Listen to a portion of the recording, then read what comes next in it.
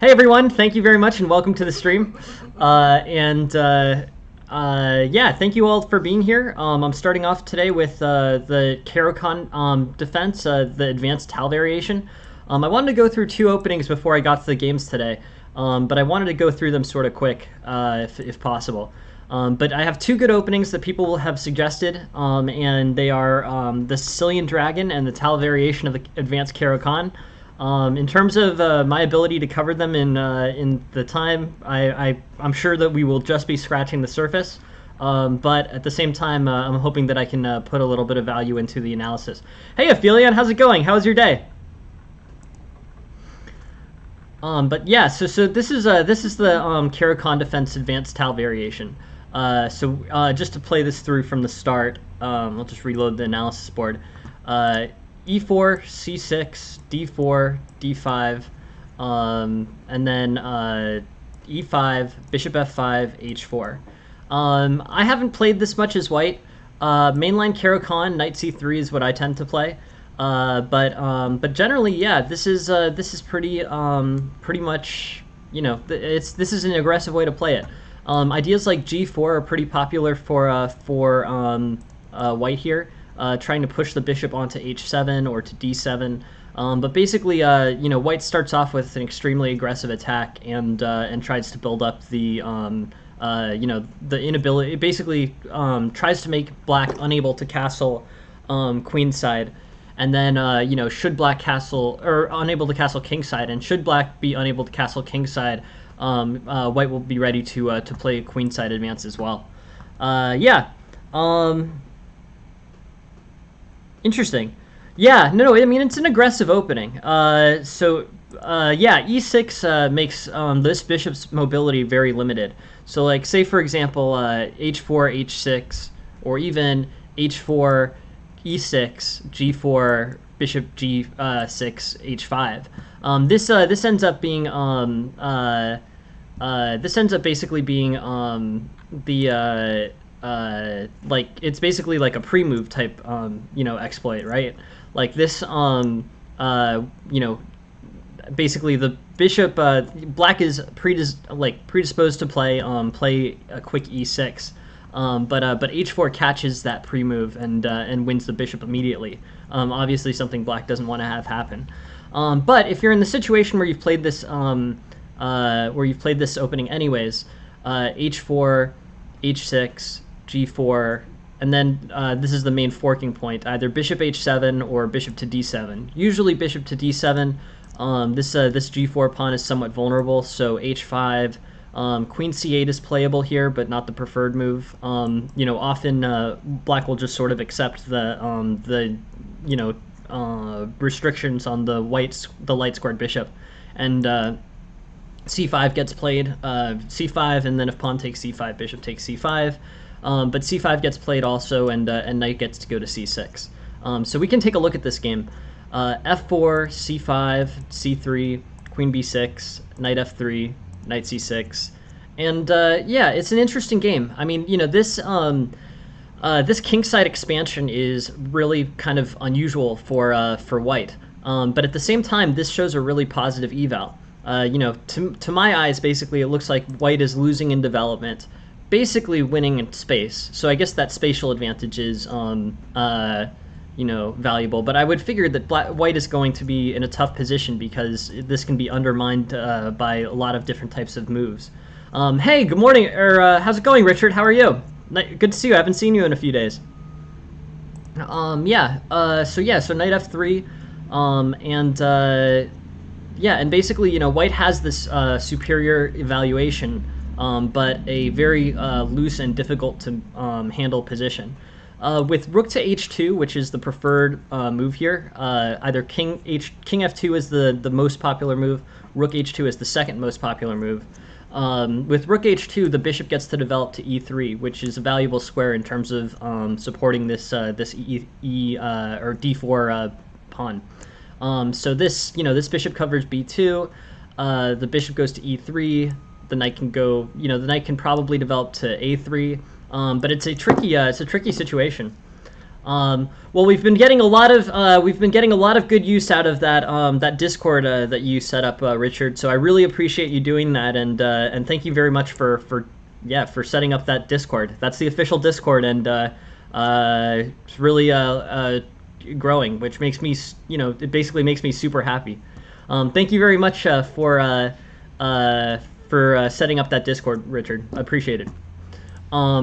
Yeah, so rook h2 holds b2, but let's look at a few other lines. So apart from this like bullet catch, so on h4, g4, bishop g6, h5. Apart from this bullet catch, like what are the aspects of this position?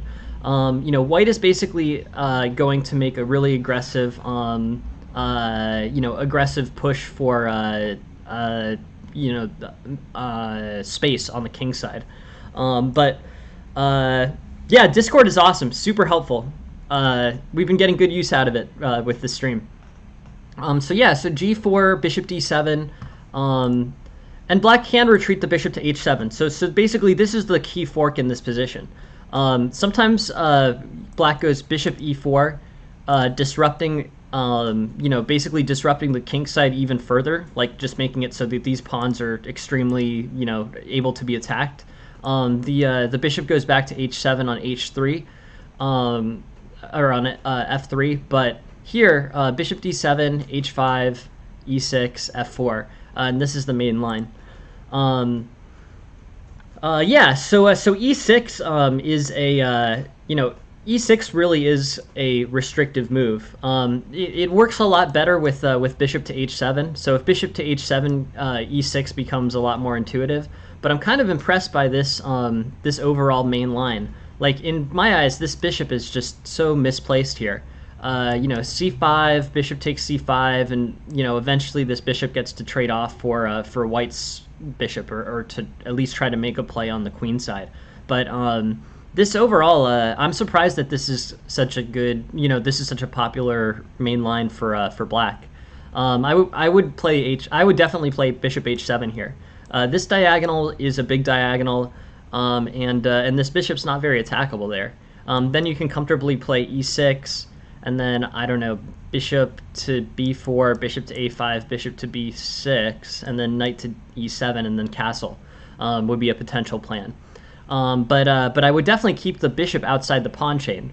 I mean, the whole point of the Caro-Kann, right, is to have the bishop on the outside of the e6 pawn chain.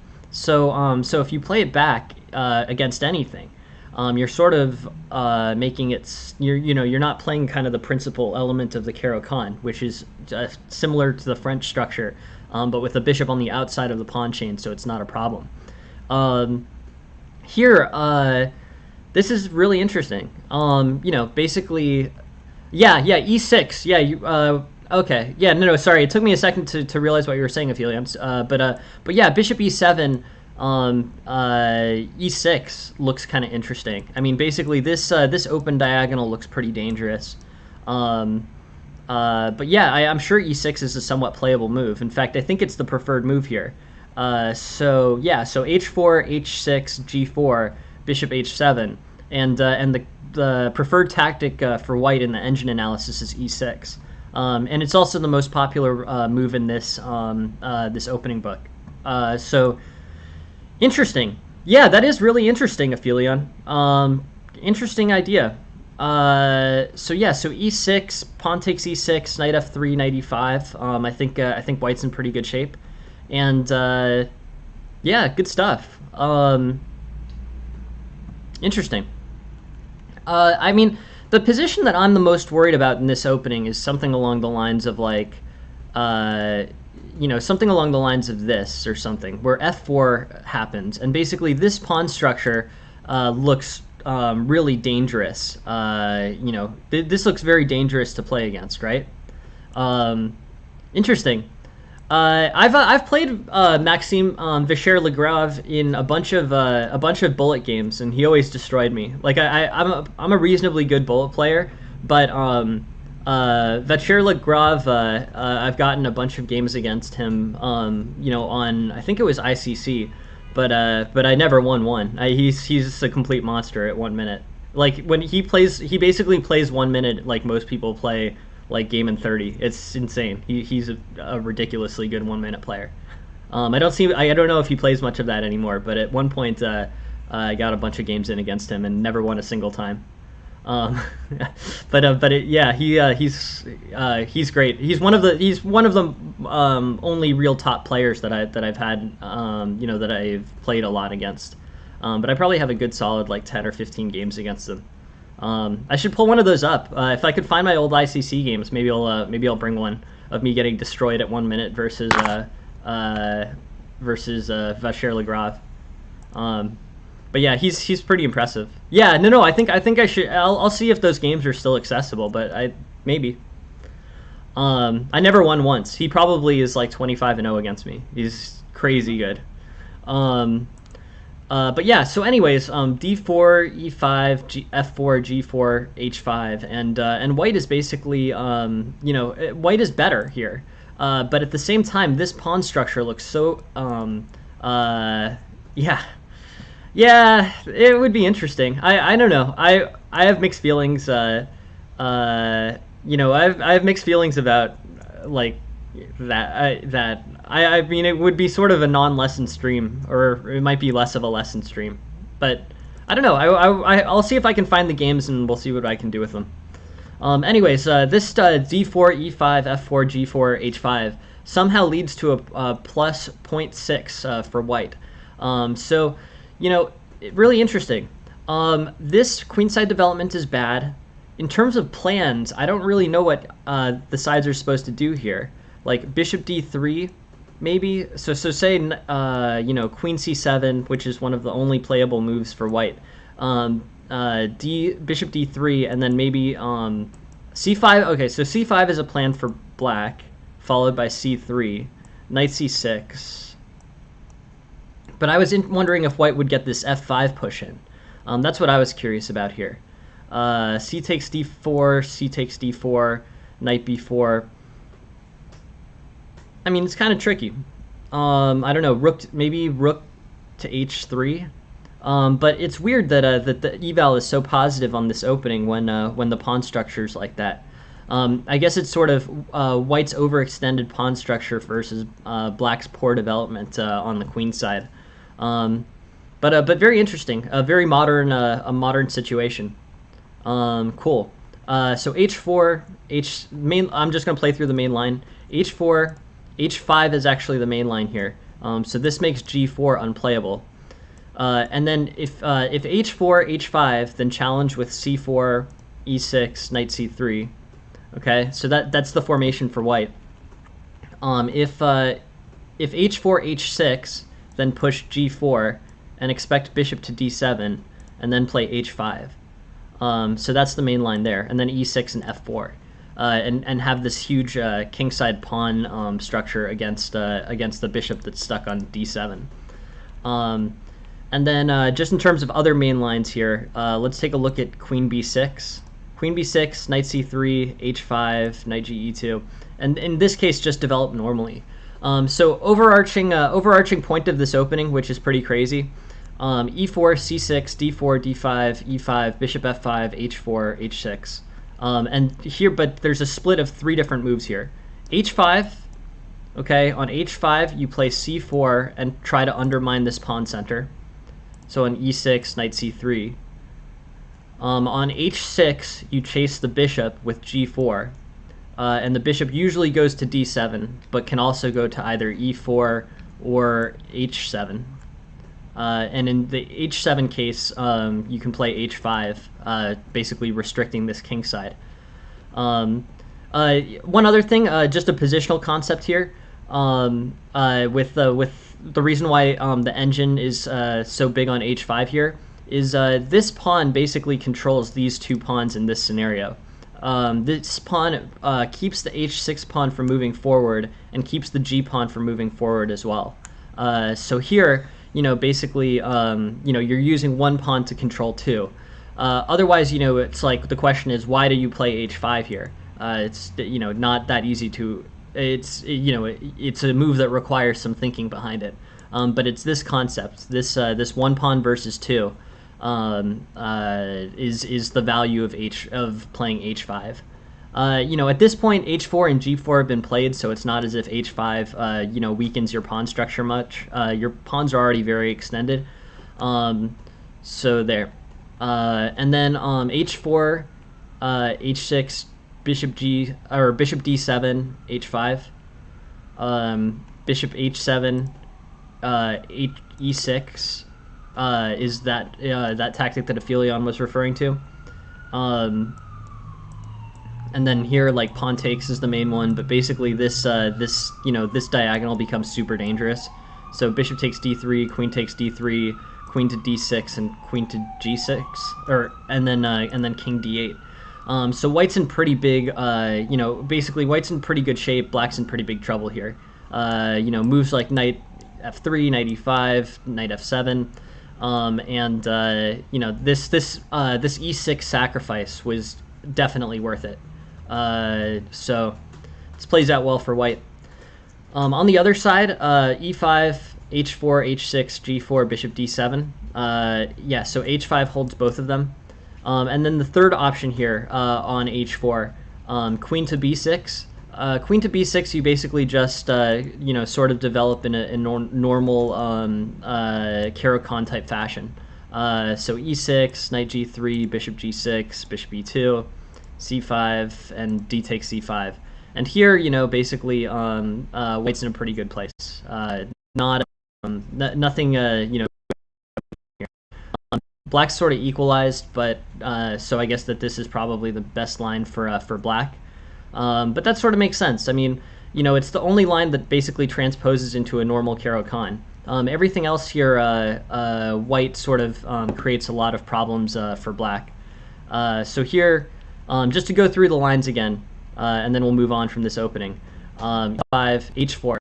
This defines advanced variation. h6, and then g. And then the main line move is bishop to d7. On bishop to d7, you play h5, and then h5 and f4, and this crazy pawn structure, which plays white. On bishop to h7, you also play. You also basically have the h5 threat, but against the immediate bishop h7, you play e6, pawn takes e6, bishop to d3. Bishop takes d3, queen takes d3, and here you have this big threat on this diagonal. I don't really think there's any way that black can stop this. I think either king to f7 is probably the best shot, but basically that queen's going to g6 no matter what, so there's not really much that could be done. So that's the response to that. And bishop d7 we said h5. Bishop to e4, so h4, h5, c4, play for the center, and h4, queen b6. This is the best line for black from an eval standpoint. You can play g4 here, bishop to d7, and then play normal developing moves in the Caro-Kann. But it's really pretty interesting. It's an aggressive way to play against the Caro-Kann. h4 sort of signals g4, but the move that really compromises the king side is g4. That's the move that's committal. h4, you're basically fine. h4 is played in many, relatively conservative Caro-Kanns. You might be signaling g4, but at this point, white hasn't done anything too disastrous to his pawn structure, so things are basically fine. Anyways, this continues on, and that's an overview of the main lines in that opening. Going the other direction, we wanted to take a look at the Sicilian Dragon. Honestly, the Sicilian Dragon is probably the most theoretically complicated opening, probably where the analysis has been done the most, but that's okay. We'll do it. I won't be able to do justice to it in 10 minutes, but it'll be interesting to go through. So here, pawn takes, knight takes, g6, knight c3, bishop g7, and here, basically we're in that would be a clickbaity thing to do, Jen. And adorable. Honestly, I'm not big on promotion side of things. I'm just sort of trying to give free lessons, but Jen has all these ideas, so Jen's sort of keeping me on my toes with things to do in terms of ideas. Anyways, this is a pretty interesting situation. Black basically, this is considered to be the most aggressive line for Black. The defining characteristic of the dragon is G6. I mean, it is. It's really pretty rough. There's not much I think to do here. E4, or sorry, I'll start a new analysis board so we won't jump into that old theory. But anyways, E4, C5, knight F3, knight C6. D4, pawn takes, knight takes, G6. Sicilian dragon, accelerated dragon. Oh man, Aphelion. Jen has been wanting me to get a cat for so long that it's not even. This is a long-standing question, but I think Jen's dad just got a cat, so. I feel like the pressure's been off, but the answer to that question, Aphelion, is I'm sure that Jen would like to have a cat here. Anyways, so G6 is the move, and you guys are funny. So G6, and then here the main line is knight C3, bishop G7. There's main move here is bishop b3. Let's just play through the main lines. Castles, bishop b3, d6, f3, bishop d7, queen d2. And here, it's a little bit diverging. There's multiple choices here. White can castle on both sides. The preferred side here is castling queenside. This makes sense. In the Sicilian dragon, you've played g6, right? So g6, h4, h5. No, it's funny. It's Jen is I can't have the cat at my apartment, unfortunately. I think it might actually be against the rules, which is kind of a bummer, but anyways, Jen really wants a cat. She's wanted a cat for as long as I've known her, so so castle's queenside, and this is it's no good. So Sicilian dragon, offers opportunities like h4, h5, knight takes h5, and potentially rook takes h5. It's one of the openings that's very aggressive. Black basically moves his rook to the c8 file, and white tries to attack on the king side. My general understanding of the Sicilian is that white tries to, attack aggressively on the king side, and black tries to play a queen side advance. The longer the game goes on, the more favorable that it becomes to black. As a fundamental perspective, that's always what I think of. But here, I basically feel like bishop e3, and the attack can really start. So within that idea of attacking aggressively on the black king side, I think. Basically white can work, white can basically make that advance, and then have, a solid, have a solid chance of breaking open the black king side, helped by queenside castling. So queenside castling is a move that's often played in the Sicilian dragon. Bishop c4, castles, bishop b3. On the opposing side, black often castles kingside, almost always. That's true for most Sicilians, but in the dragon especially, it's very rare that black will not castle kingside. I don't think there's any real main lines where in the dragon where black doesn't castle kingside. Now all of white's pieces are focused towards the king side, and the attack can start. Knight e5 is played, but h4 is the way to go. I mean, h4 is basically the main line here. The attack is starting. Rook b1 is interesting. G4 is an interesting break. H takes, f4, knight c4. Interesting. Probably queen to e2. But black's looking like he's in pretty good shape here. So I guess in terms of the Sicilian dragon, there's books written on this. There's many hours of grandmaster analysis spent on it. I just want to make sure that everyone knows what it is first. It's this, it's this early G6 in the Sicilian with Fion shadowing of the bishop on G7. Yeah, it's got, some well-established main lines. Queen A5 is a move that's played here sometimes, followed by white castling, black castling, bishop B3. And basically, black's just trying to advance the situation on the queen side, while white tries to advance on the king side. This is a more conservative line for white. I think that in the lines where white castles king side, the threats on the king side from white tend to be less less powerful. Basically having the rook on h1 in isolation is probably very helpful. Playing something along the lines of like queen d2, queen d2 and bishop h6 is much scarier if you have h4, h5, and white having the ability to break open the king side. Yeah, no. I mean, I basically think that aggressive attacks on basically aggressive attacks on the king side are the way to go. I mean, let's go back to this main line. The main line includes h4, basically starting this this king side attack. Here, it's a pre-built strategy basically. It's 1,080 games start, or have h4 and the attack starting by move 12. So, in this context, like, this is very well explored. These are well-known attacks that many grandmasters have played against each other, and you're just sort of trying to hope for divergence and or an inefficiency by black here as white, because the attacks are well explored. I actually completely agree with that, Aphelion. I think castling queenside in the dragon is better.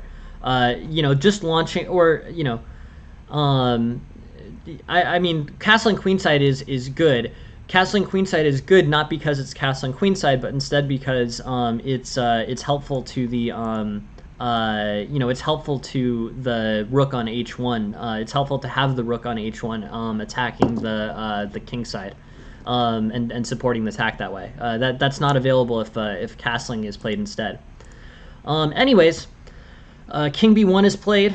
And then b5, black's going to be advancing on the queen side, white's going to be attacking on the king side, and basically, it's going to come down to who can make this, who can basically make the disruptive move first. White gets good chances when he plays moves like knight to d5 and the rook has to move to e8, because, in this situation, white is the attacker and black is the responder. And the moves that black is playing are not moves that are advancing him in any way. They're moves that are responsively being played, to prevent the issues for white. But anyways, this is an interesting position. Well explored attacks. A3 again is basically a protective move for white. It's really about who can make the opponent, be in a difficult situation first with their attack. Who can make their opponent waste more moves on defense is the point of the thank you. Thanks, Aphelion. Yeah, no, that's correct. What Aphelion is saying. So we're about to wrap up this opening theory, but yeah. Books and books have been written by grandmasters on the dragon. It's important that you know what it is and what the main concepts are. Basically, the most important thing about the Sicilian dragon playing it as white is to know that you really are free to attack on the king side, and the most powerful attacks will come after white castles queen side.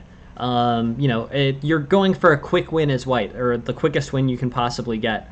And you're trying to make it so that black has to play defensively against your aggressive moves. So that's my, that's my thinking. Yeah, no, totally.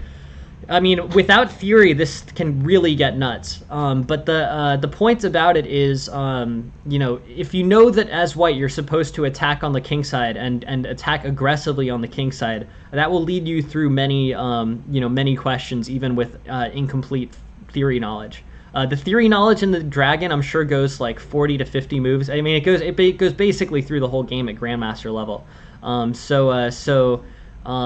You're not. I don't think you're going to be able to find much in the way of novelty, but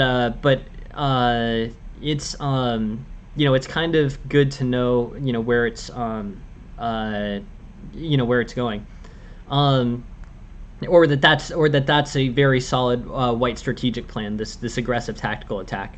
Um, good question. Good question, Houseline. I guess I would say I advocate everyone play the Italian game. It's very solid. There's just not much, ability for black to trick you or to play some theoretical attack, which seems to be very common at class level. If you just play the Italian game, you'll be in a position where you will be playing, basically playing chess against your opponent. My strategy for improving was always basically, playing a solid opening where I wasn't any worse, and then becoming better tactically so that my opponents would, basically in a situation where I had to formulate a plan and execute well tactically, I would be at an advantage against my opponent. That was always my thinking there. So I've pushed. I would push towards Italian game, e4 openings, and then tactical training to go along with it. There's just not that many opportunities to get trapped. I mean, your opponent can play weird stuff occasionally, and you have to be careful. But in my mind, that's not really as much of a thing in the Italian game as it is in some of the D4 lines. From a positional perspective, I don't know. I guess I would just say it's mostly about tactics. You're trying to basically form an attack on the white king side, or if you're white, you're trying to form an attack on the king side, and you're trying to play bishop to g5 and then pin the knight on f6 with moves like d5. Castling queenside is often better than castling kingside in the Italian, but it gives you an opportunity to really outplay your opponent tactically, which is my sort of strategy for improving out of club level. At some point you are going to have to go, with my strategy, at some point you are going to have to go back and learn the more theoretical side of things. But, what I would say to anyone playing at club level is do a ton of tactics. Make sure that if you're in a position where both you and your opponent have to play creatively and out of book, you will win those situations as much as possible, and you'll be able to execute well. And then basically play something where your opponent can't really trick you in the opening, where it's just basically something solid, not particularly frightening. It doesn't have to have any traps or anything too scary in it. Just get to the position where you can play chess and then know how to formulate a strategy and execute that strategy better than your opponent. That's the overarching. If someone asks me what's the overarching concept to improving, that would be the basic strategy that I would suggest. But yeah, the Italian's complex. I mean, all openings are complex, but it focuses on tactics over positional play.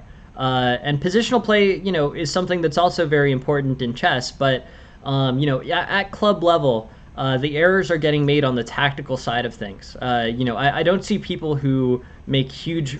I mean, I guess I do see people who make huge positional understandings. But you can really differentiate yourself out of class level by having the better tactics and then creating a tactically complicated position. That's more common in an open game. E4, E5 openings. I don't know. I mean, it's. I guess I would just play into Guaco piano, like E4, E5, knight F3, knight C6, bishop C4, bishop C5, and go from there. There are sidelines. One of the things that always frustrated me when I was getting out of class level is that Elephant Gambit was super popular in my and Traxler is an idea. The things that I was the most vulnerable with, and I'm still sort of vulnerable to, are the games where it's like it's basically some type of book trap. So the Elephant Gambit was always super dangerous against me, and is probably still super dangerous against me. But e4, e5, knight f3, d5 can really be tricky against a basically like a white Italian game player under say 1600. That defense will actually get you a great, you'll get great mileage out of that defense. But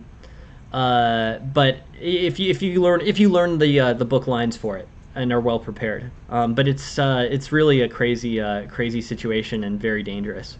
Yeah. So Italian game I think is good. Bishop's opening you can try too, but with basically ideas in terms of transposing it into the Vienna or transposing it into the Italian game. But really just play something solid. I think as a I think in general just get to the point where you can play chess, and then get to the point where you can play a chess game that's out of book, and then be very well prepared tactically. That was a strategy that worked for me, and I think that's an effective strategy at club level.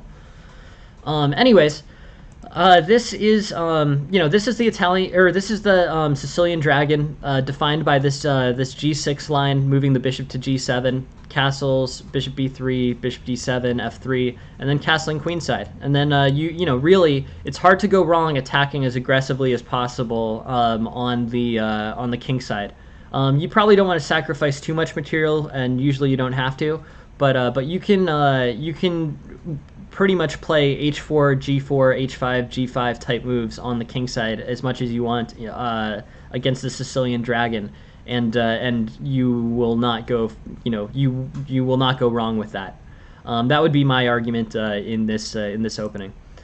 So yeah, white castles queenside and the dragon I think is better. And the attacks are all very well explored, and I think they're the way to go. Hey Jack Mac, welcome to the stream. And I just wanted to wrap up that opening theory. That I hope that's a good kind of basic sense of what the Sicilian dragon is like. Anyways, on to the next one.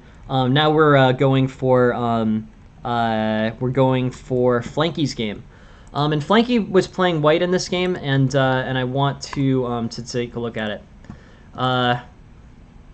Well, thanks for making this your choice, Monsieur Onion. Thank you for joining the stream. But yeah, so Flanky Silver played this game. This is a closed Sicilian, and I'm just going to play through it quickly because I haven't seen it before. This theory all looks decent. Cool.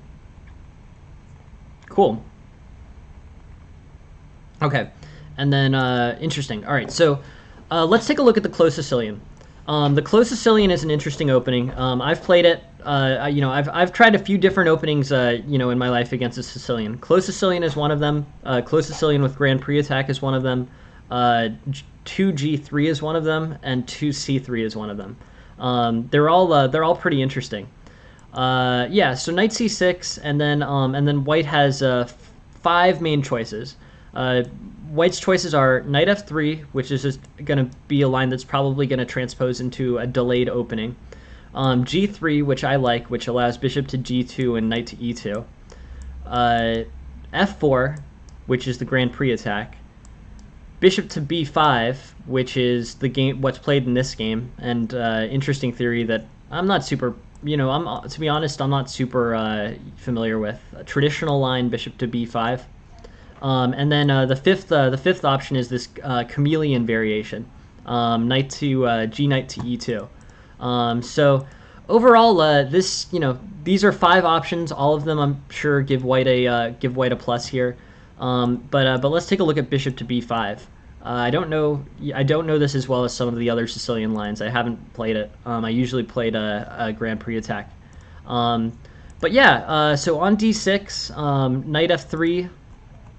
F4 transposing into something that sort of looks like the Grand Prix attack, or bishop takes c6. Bishop takes c6 I think is probably the weakest of those options. Looks like it equalizes. The rook on b8 is also just as dangerous for black. So basically white gives up his good squared bishop and his bishop pair in order to have his in order to basically control more of the center, but he loses the B line to this rook.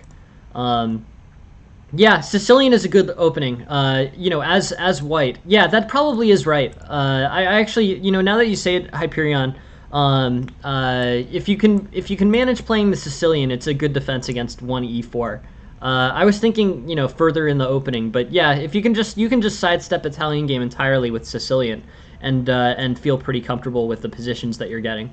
You probably don't have to go crazy and do the elephant gambit, but that one actually is pretty dangerous at club level.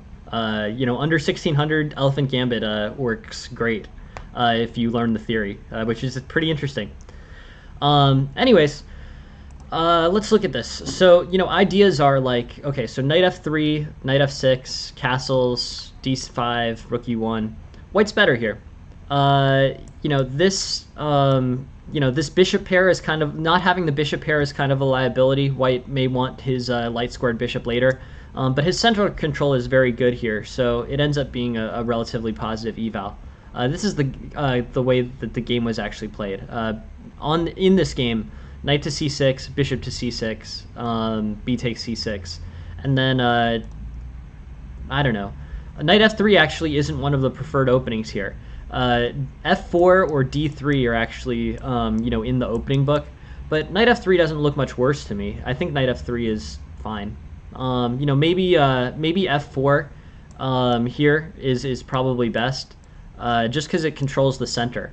With knight F3, black can respond to E5 and have kind of a strong center. White will play D3 and bishop G5, but basically black will have a really difficult to move center. And chances of playing d5, pawn takes d5, that kind of thing. It's a strong center. It's good. Should be in pretty good shape. Yeah, so here, knight f3 is played. And then the main, basically, so b6, knight f3. We're back in the opening book, but through a different general transposition. A6 is playable, although I don't really think that's that great. E5 is still playable. This center is going to work well for black. In this game, knight f6 was played. So white's got a few different options. The engine surprisingly is advocating e5. I would be really reluctant to play e5 here. But if you look, if you look at this engine line, everything is predicting equality for white except for e5, and that surprises me. With e5, you're basically neutralizing the center for white. So say pawn takes pawn, knight takes e5, and then something like queen to c7 or e6. Say e6, because that's a straightforward developing move. Wait, queen to c7, because it doesn't hang this. Although I don't think black can take knight to c6 here. I'm pretty sure the knight will get lost. Yeah, the knight gets lost to c7. So e6 actually works. The pawn on c6 isn't actually hanging. So that's an important characteristic of this position. But here, e5 basically neutralizes white's center. He doesn't have any center pawns after this. Black plays queen c7. White plays queen e2, and this knight is well posted, but these two pawns have way more control over the center than white has. White is controlling the center with pieces. Black still has some pawns. E5 can be played later if this simplifies.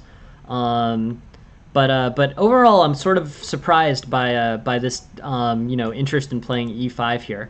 To me, that looks like it loses center control, but I guess that this knight gets posted on e5, and that posted knight is worth more than the center pawns. Anyways, I have to think about the way that the computer is evaluating that, because e5 looks like e5 is the type of move that I don't like to play. Basically, giving up center control and neutralizing opportunities with pawns in the center. Anyways, it's still the best, so it's kind of interesting that that's the play. That's the play. It's basically valuing tactics and the posting of the knight on e5 over the control of the center by the pawns, or by white's pawn. Interesting. Anyways, white does not play e5. E5 is considered to be too aggressive. And actually, black gets to play e5 if he wants here. Maybe e5 in general is also supported in terms, basically maybe one of the main values of e5 as well is e5, or pawn takes e5, knight takes e5. I think here, right, the issue with not playing e5 is that black gets to play e5, and now this actually really is a strong pawn structure for black. I think the strength of this pawn structure, the way that these pawns basically hold everything in the center, that's what white is. That's another added benefit of white being the one to play e5 here. Black doesn't get to establish that pawn center. I mean, this pawn center is good, but the black pawn center before was really the dangerous one. And white's basically playing, basically making a premium to avoid. Let's see. Yeah, sure, we could do that, Leaf. We could do that. I mean, the main thing I'm thinking about, in terms of, I'm happy to do that, Leaf, and I do think there's a day where we can do that. But the thing about that is that that's what all the other streamers are doing, and I'm, in my mind, like, that's covered by somebody else, Leaf. So I'd way rather, I'd way rather be very instructionally focused with this one, instead of playing a game like everyone else on Twitch. It's interesting though. It's an interesting thought. We'll do that at some point, Leaf. But that's sort of not the direction that I'm trying to go with the stream in general. Anyways, if the white light squared bishop is in play, so basically, bishop against bishop either on c4, draws e6 in the Sicilian. E6 prevents threats on the f7 square in the Sicilian as well as most games. But yeah, so I'm surprised by e5, but now I can kind of list the reasons of why it's done, and one of them is also to prevent black's b5 or black's e5, which is the best move for black here. Black instead plays d5, and then white is still getting recommended to play e5, but plays rook e1. But I think white's better here. This center feels pretty comfortable. d4 is not really a threat. White will just play knight to e2 and then knight to g3 and bishop to g5. White will be in a pretty good place with that. And then I think everything's everything's good. White has healthy development. Bishop f4 is a good place for this bishop. Preventing rook to b8 from being played. And overall, yeah, I just generally like white's position. Very healthy development. And threats on h6. White is white's looking good here. I think g5 is an interesting move that looks easily undermined to me. Like, I think h4 is probably the idea, but on g5 they're recommending bishop e5 and then g4, and sure, like, yeah, this is annoying for white, but at the same time I don't really think this disrupts much of what white was trying to do on this king side. Anyways, very interesting. And here, okay, cool. So now g5 actually does get played, and white is actually better here, which is awesome. And yes, we're entering into the tactic situation. Cool. So here, knight takes g5, pawn takes g5, bishop takes g5, d4, and here, the eval is better for black, but white has a ton of practical compensation. So I think, yeah, rook h4 looks really dangerous, or basically rook h4, bishop h6, queen h6, and maybe if white can get both of his rooks attacking the king, white has a lot of practical compensation. It's very dangerous position for black. The rook is attacking. Don't worry about it, Leave. I mean, honestly, I appreciate you saying that, but the subscriptions are not really what I'm going for. I'm going for people watching and free, and chess material becoming free. That's chess instruction becoming free. I want everyone to be able to have a chess lesson. So I appreciate the thought, Leaf, but don't worry about it. It's the thought that counts on this one. for sure. So yeah, but thank you. Bishop f5, and then bishop takes e7, queen b6, and overall, basically white. I really like white's position. I mean, materially it's about equal. Engine gives it about equal, but this attack is going to cause black some serious problems. So let's keep going. Bishop h6, and yeah, I'm wondering if white could have done something more dangerous. I feel like black's getting too much defense here. Maybe rook e1 here. I would think is probably the best idea. I mean, I'd have to be careful to make sure that there's no issues with rook to h8. Looks like maybe white is just a tempo short or so. This is definitely some. Yeah, the moats are new. Thank Jen for those. I think they're awesome. And if you have any ideas for more, Jen is, I think, looking for some, if I remember. But no pressure either. But I love the tactics emote, and I want to use it as much as I can. It's awesome, and it's super good addition to the stream. But yeah, so g5, knight takes g5 is a very ambitious move. I like it. I think, basically it's going to give white a lot of practical compensation, but a piece is a lot to give up here. I'm wondering if maybe bishop g3, h4 was a better way to play this. The engine is recommending bishop to e5, but unfortunately, I think white just doesn't quite have the strength, to get through to this black king side. Knight takes, pawn takes, bishop takes, and then d4, knight e2. But white has a lot of practical compensation, but black is just cleanly better. I mean, he's up a piece. I think the initiative doesn't really get diminished if you play something else here. If you play like bishop to e5. I love the moats are like one of my favorite things of doing this, to be honest. The moats are so cool, and it was so nice of Jen to make them. So they crack me up every time I see them. It's awesome. But yeah, so bishop e5 I think is a better way to play this. Moves like h4 are still very undermining to the king side. I don't think Jen, you are silly. Jen wants extra slots so she can make more emotes. I'll make the deal that if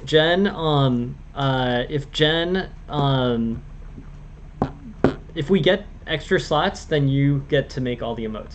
Duh. Deal? Okay. Well, if you want to, Who that means them? you want to then. Yeah. Okay. Who else was gonna? All right. I mean, I don't know. All right. Well, and anyways, yeah, Jen is really in this for the emotes.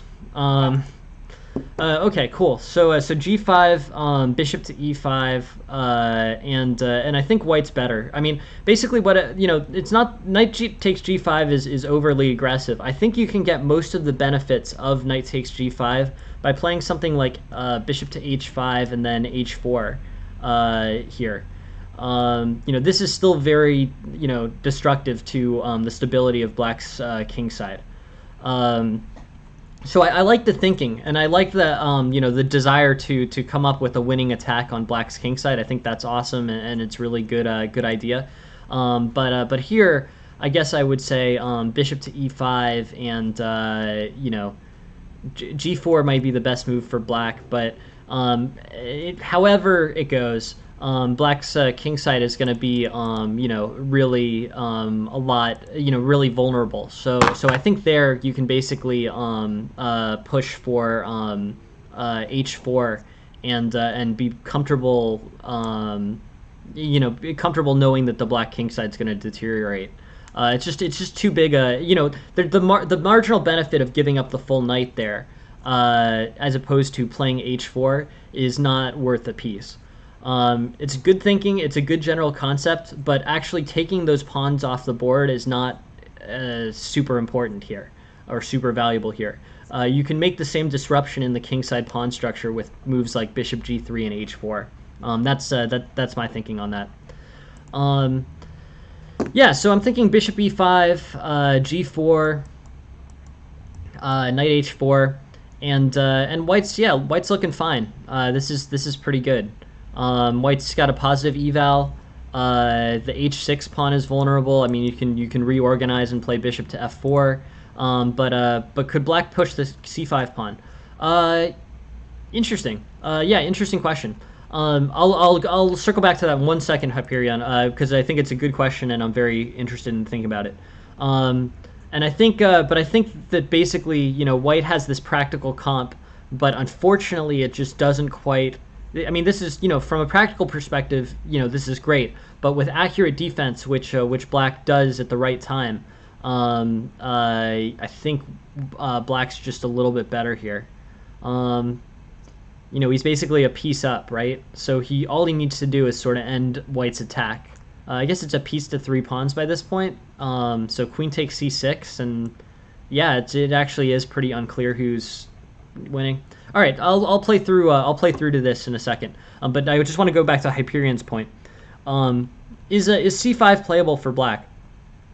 As opposed to g5. So here basically c5 is yeah, good question. So here's I'll give you my Discord homunculus.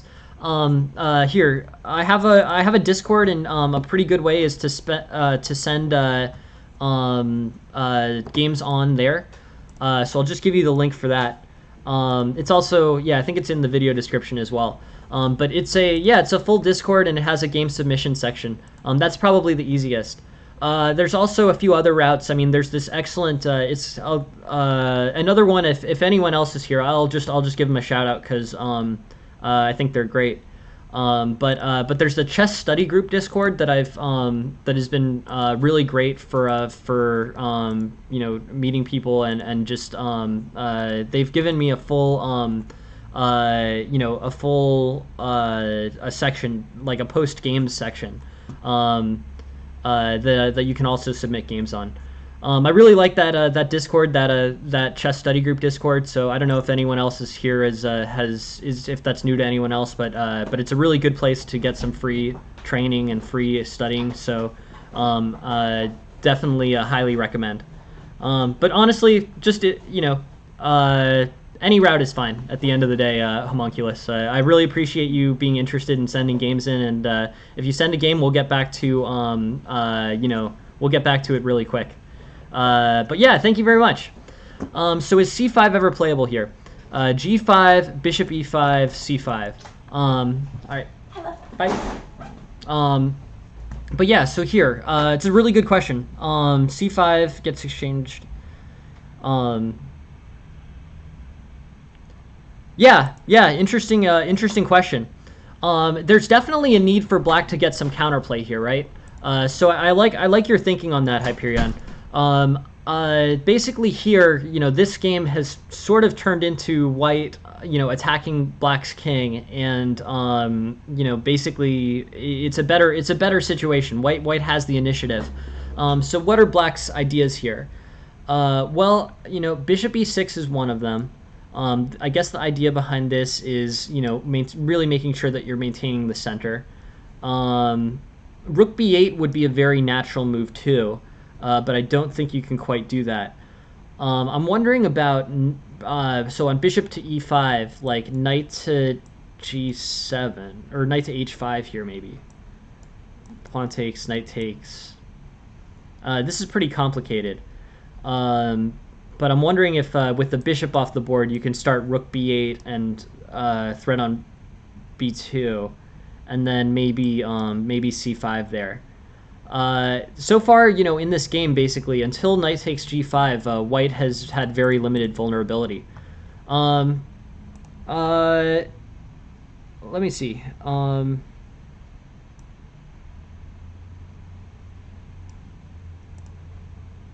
I think yours is in for tomorrow, Leaf.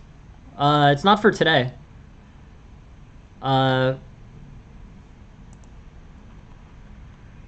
yeah, so h6, bishop f4. Yeah, no, sorry. It's for tomorrow, Leaf. Thank you very much for sending it, but it's not for today's stream. Um, so here, this is a full sacrifice, not worth the material. Rook takes, bishop f5, rook h6, and here, I basically think Black has gotten enough material that he's in a good position.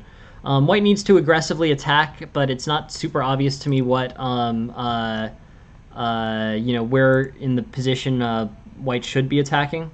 Either rook e1 or queen to c6. Queen takes c6 gains more material.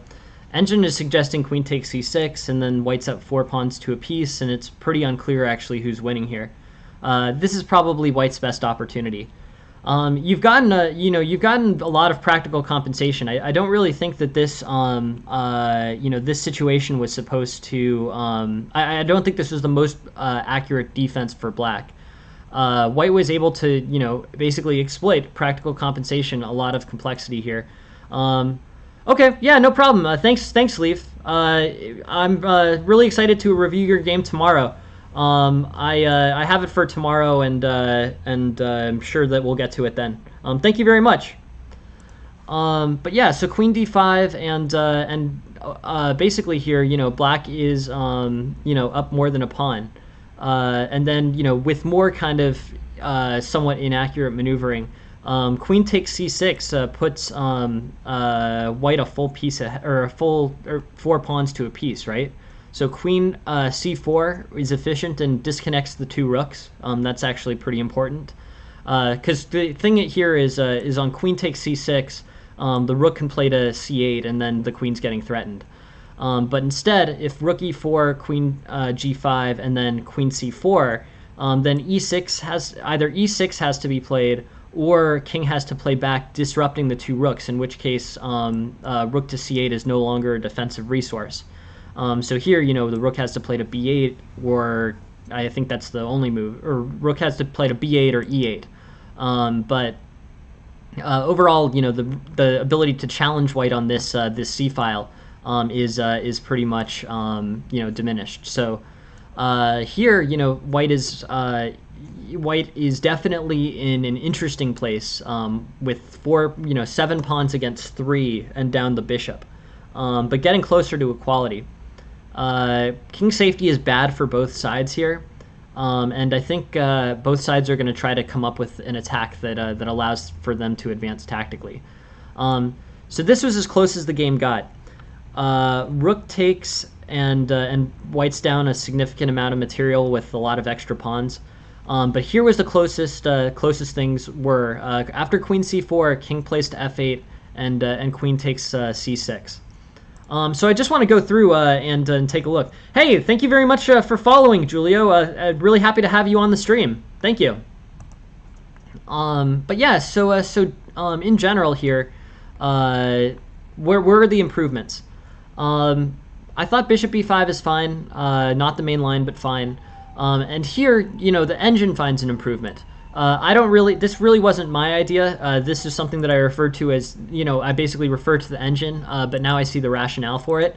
E5 is actually excellent here. E5 basically fractures the Black pawn structure, and even though it basically liquidates the White center pawn structure, it prevents Black from basically being able to establish this very powerful pawn structure.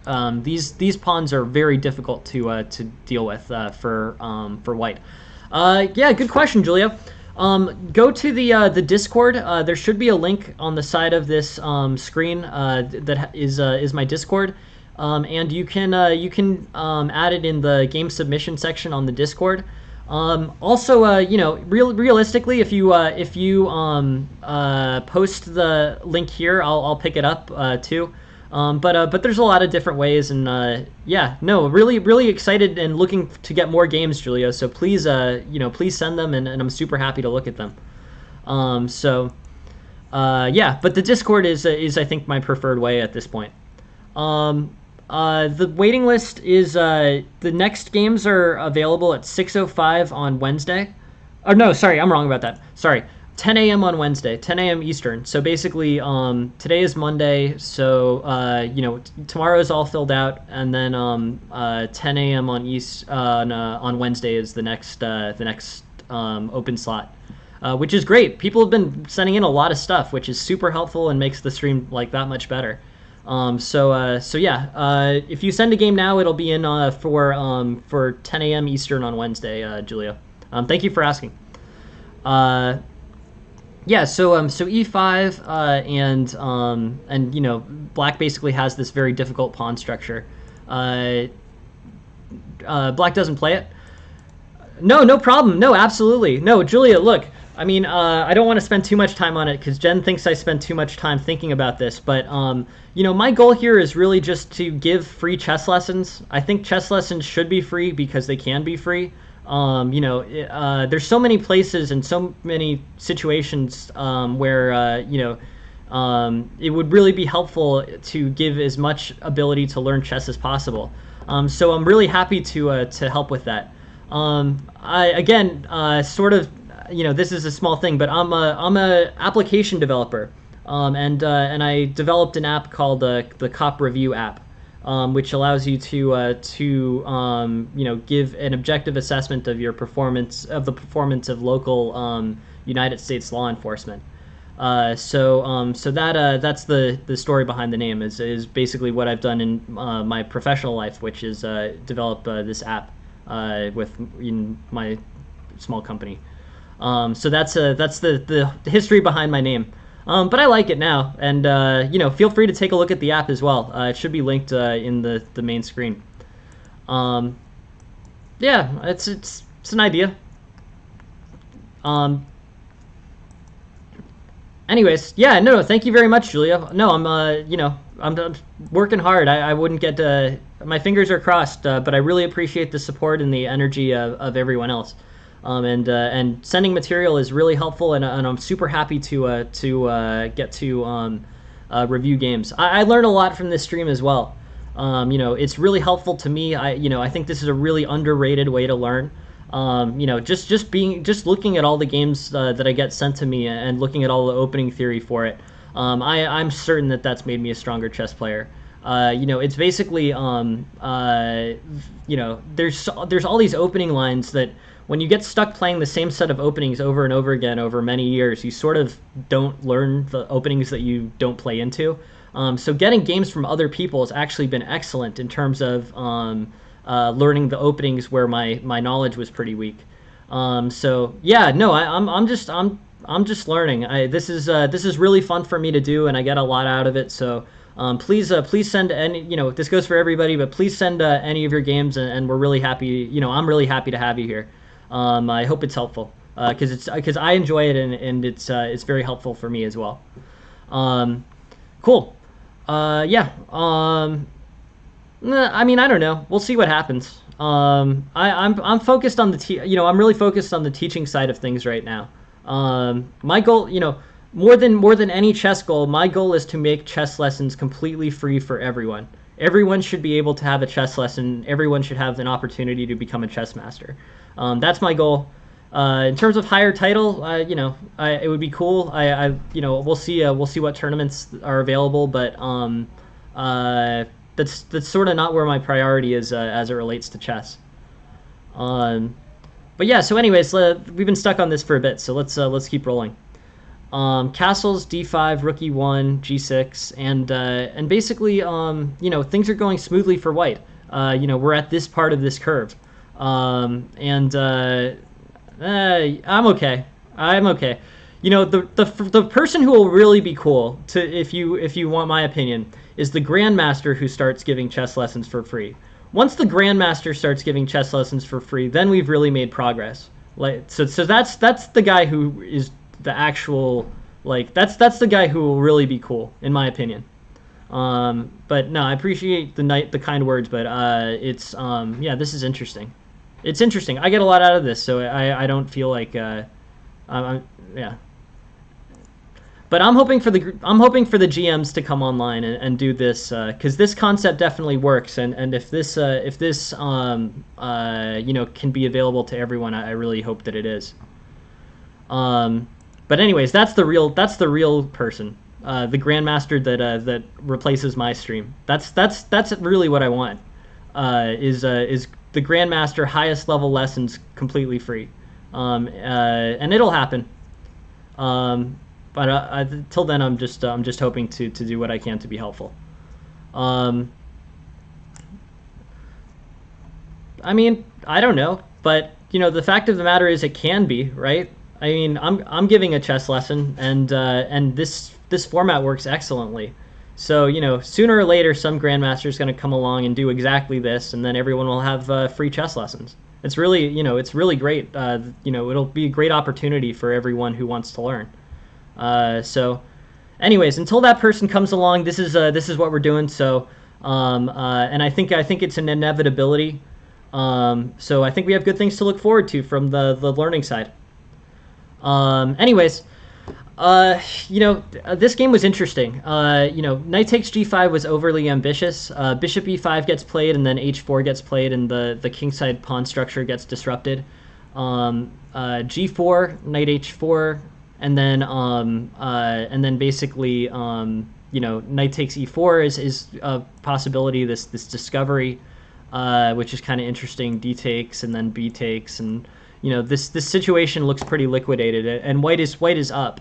Queen takes h6 here. White's got a lot of practical compensation, even though black may still be okay with good positional play. Anyways, this ends up being good for black after the sacrifice. It was just not it was the correct idea, but not the correct route. Disrupting these kingside pawns is definitely an awesome idea. H4 and things are good. But here instead, white sacrifices and gives up these pawns. It doesn't really help that much that the pawns are gone. It really helps more just that the kingside pawn structure is disrupted.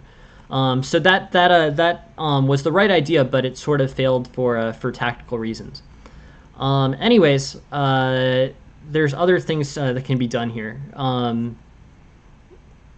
Bishop f5 is a little bit weak. Bishop takes e7 can be played and threaten the queen to win material. Yeah, no, thank you very much, Chess Numbers. Thank you very much for joining the stream, and please let me know if you want to send over some material for review. I'm good, with whatever openings or endgames or games you'd like analyzed. But yeah, thank you very much, Chess Numbers.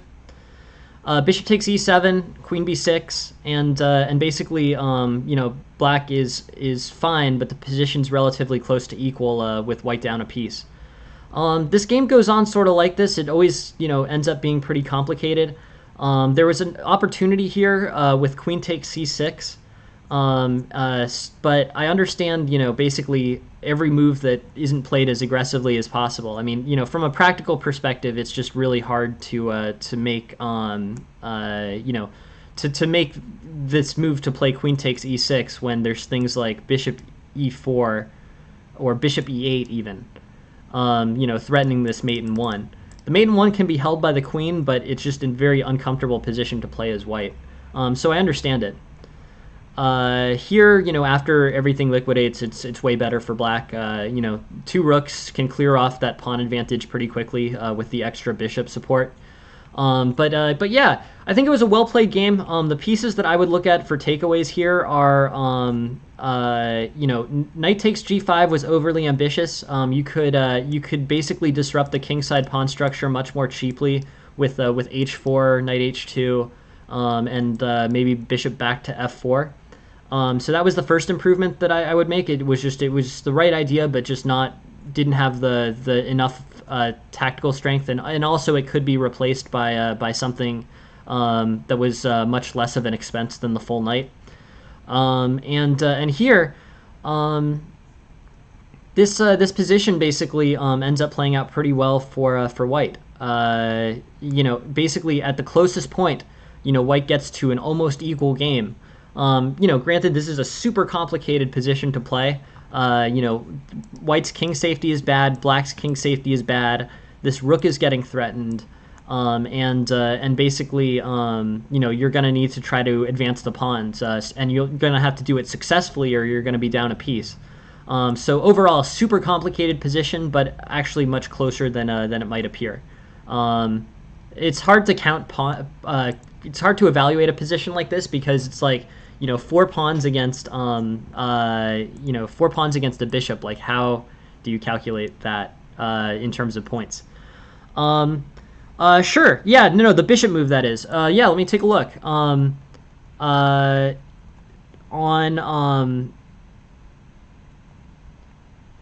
Let me find it for you. I'm curious about this, Hungry.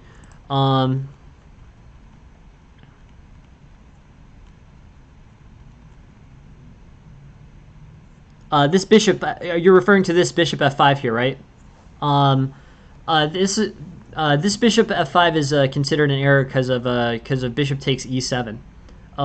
Yeah, there's just a tactical response here. So we can go through that line. Bishop takes e7, queen b6, bishop takes f8, rook takes f8, and then something like rook a4. Engine suggesting rook a4. That looks weird. I'd rather play rook h4. Queen takes b2, rook to f1. And overall, white's getting a lot of practical compensation. These bishops will definitely be stronger than the rook in the endgame. But that was the idea. Just the fact that it allows this sort of interesting line where you have 2 bishops for a rook, and yeah, really tactically complicated, exactly. And bishop takes e7, bishop takes f8, rook takes f8. And here, white's in a pretty good place. About equal. Attacks coming on the king side, but overall here, I think white's, white is solid. I don't know. Rook a4 looks so weird to me. I guess the value of rook a4 is that queen takes b2 and then rook f1, and then the a2 pawn isn't hanging, and the a7 pawn is getting threatened. That's probably the logic behind rook to a4, but it does look strange when the king side is so open. Anyways, the improvements here, there were a few tactical ones. This knight takes was not the not the most tactically efficient move. Here, bishop takes e7 would have created a complicated trading situation, but is objectively better for white. And then the final thing here, which is the closest situation that basically the closest the game got after the piece was sacrificed. Just this direct queen c6 move after king f8. After queen takes c6, this g2 pawn is basically is held by this queen, and white has 4 pawns to the bishop. Overall, super complicated, very interesting, yeah, good game for white, I think. Basically this situation could play into a draw for sure. But overall, I think basically the main point of focus was that knight sacrifice was too ambitious. H4 would have been almost as effective in terms of disrupting the black king side. So that's the takeaway from this game. Why don't sacrifice a piece in an attack if you can do it more cheaply with a pawn. That's where I think the logic is there, Flanky. Thank you very much for sending the game, Flanky. Very interesting, and I will keep looking at this. The next game is from Houseline. Thank you for sending the game, Houseline, and here it is. Houseline plays against the Modern. Modern with early a6 gets a good position. I mean, here I think you're 3 pawns up, but I think you've got a big spatial advantage. Wow, Brenbone, thank you very much for I don't even know what that is, to be completely honest, but thank you very much, Belanoff, for the hosting. Thank you. So yeah, so knight d5, knight takes d5, and exploiting this pin. And things are looking good. And then there's, I think, a blunder there, but overall,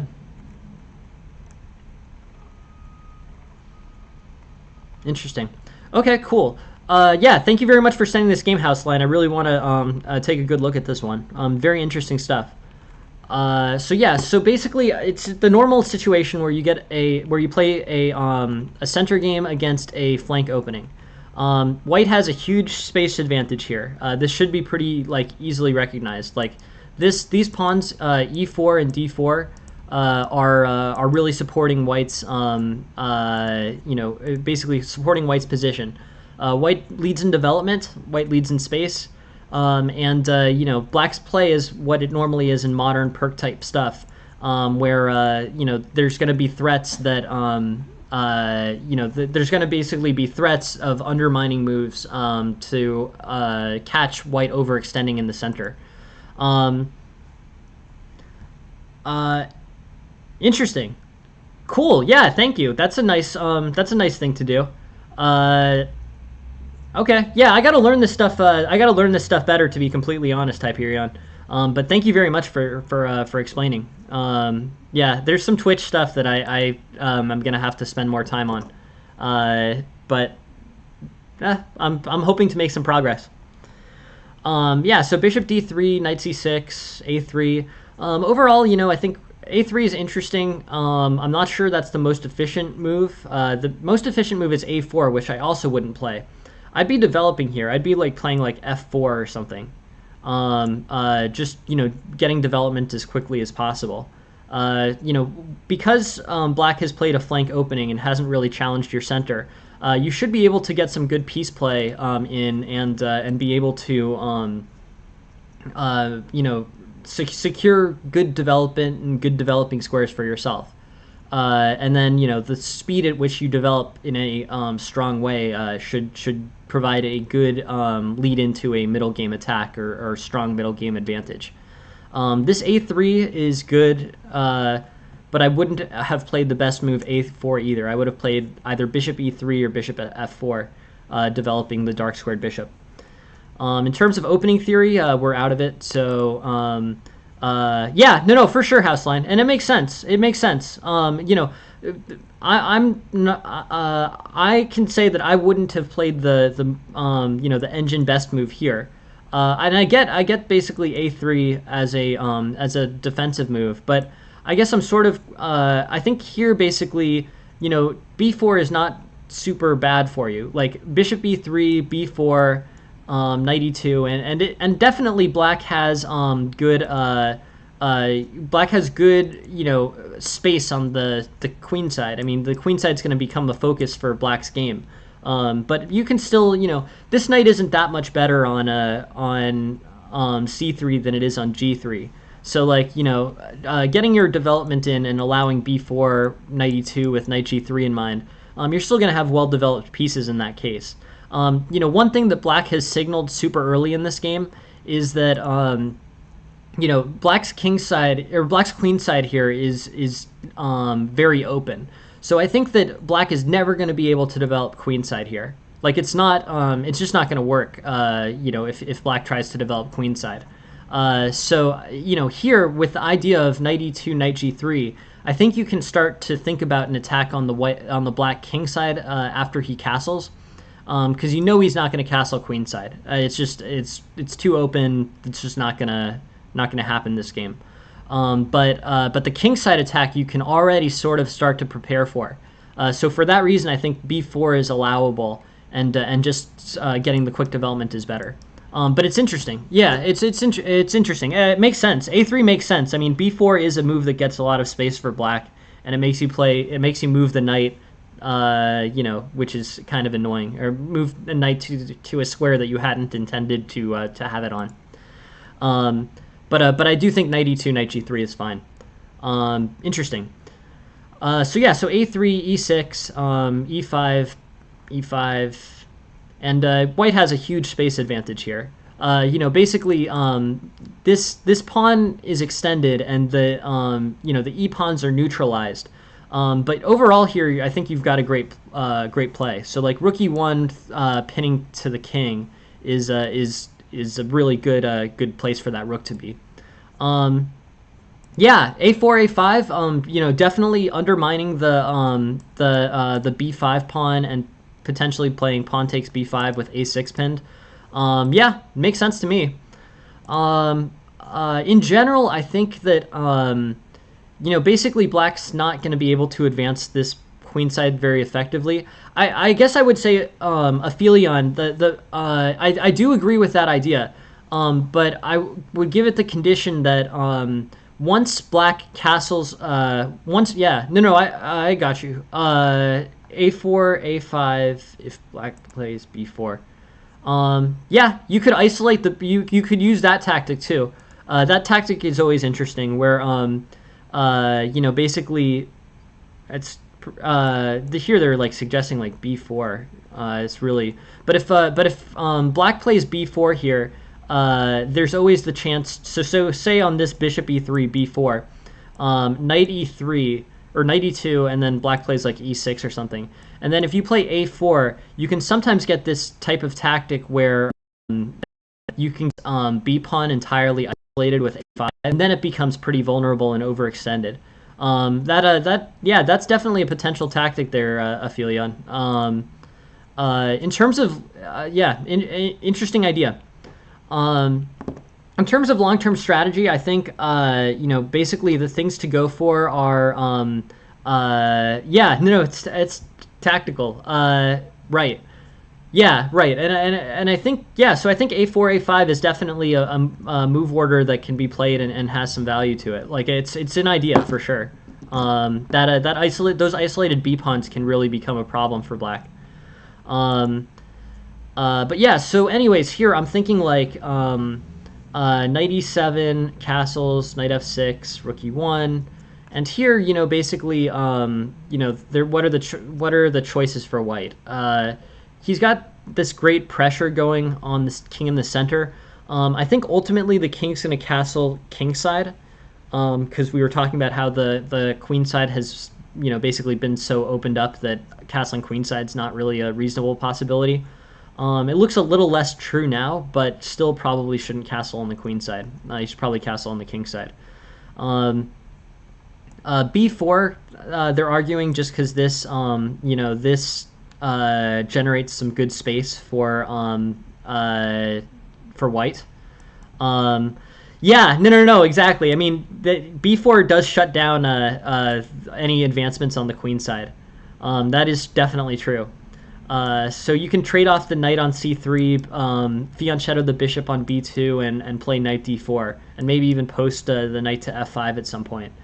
This is actually this is a pretty great move for reasons that are complicated. B4 is great. It shuts down basically any queenside advancements, as Aphelion says, and I agree with. Bishop b2 is actually a really is basically a really strong way to play this. The bishop is a little displaced on this, this diagonal, to be honest. The squares that this bishop can go to on this diagonal are e3 and f4. F4 runs into this d6 pawn instantly, so there's nothing really going on there.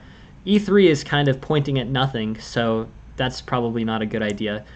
So b4, which actually moves towards developing this bishop to a square where it is definitely productive. This b2 line facing towards this f6 knight, g7 pawn, and rook and h8 rook is a strong place to play that bishop.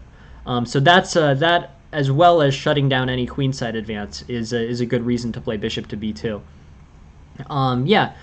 Going on from there, h3 is kind of a not a move that improves anything really. I guess I would say my issue with h3 is so h3 with g4 in mind, post castling makes sense, but h3 with knight to g4 in mind does not really make that much sense, because h3, the g4 square is not actually that important right now. It could be important later to get a pawn to it, so the pawn can play g4, g5 post castling and attack the king. But here I think h3 is just sort of not a bad move, but just sort of an inefficient move. I think either b4, which supports this development on b2 and gives you that fianchettoed bishop. I think that's a little bit stronger than h3 here, just because knight he's basically going to have some. So interesting question. No, there's a discovery here. So here, like let's say b4, knight takes d5, knight takes d5, and then bishop takes say bishop takes d5, bishop takes d5, pawn takes b5, queen takes d5, and this knight is pinned. So yeah, really good question.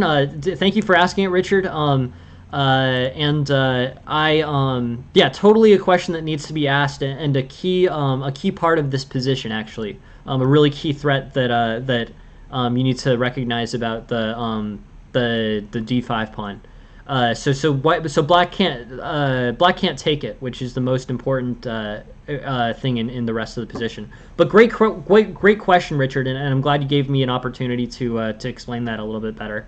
So I think h3 is kind of a nothing move here. Like it's an idea, and it makes sense in the context of g4, g5, but h3 here I think is there are more productive moves. It's not a bad move, just I think you can find something more productive here. b4 is what the engine is saying. If you want to be a little bit, b4 is the best. I mean, b4 shuts down a5. It shuts down anything black was doing on the queen side. So for that reason, it's the most valuable. But getting the bishop to b2 here is also a valuable aspect of it. Anyways, yeah, no, I mean it's a tactical thing there. It's basically the tactics are important. Black could easily take, and then you would be in the situation where you would have to be ready to play knight takes and then bishop takes b5 with the discovered on the bishop.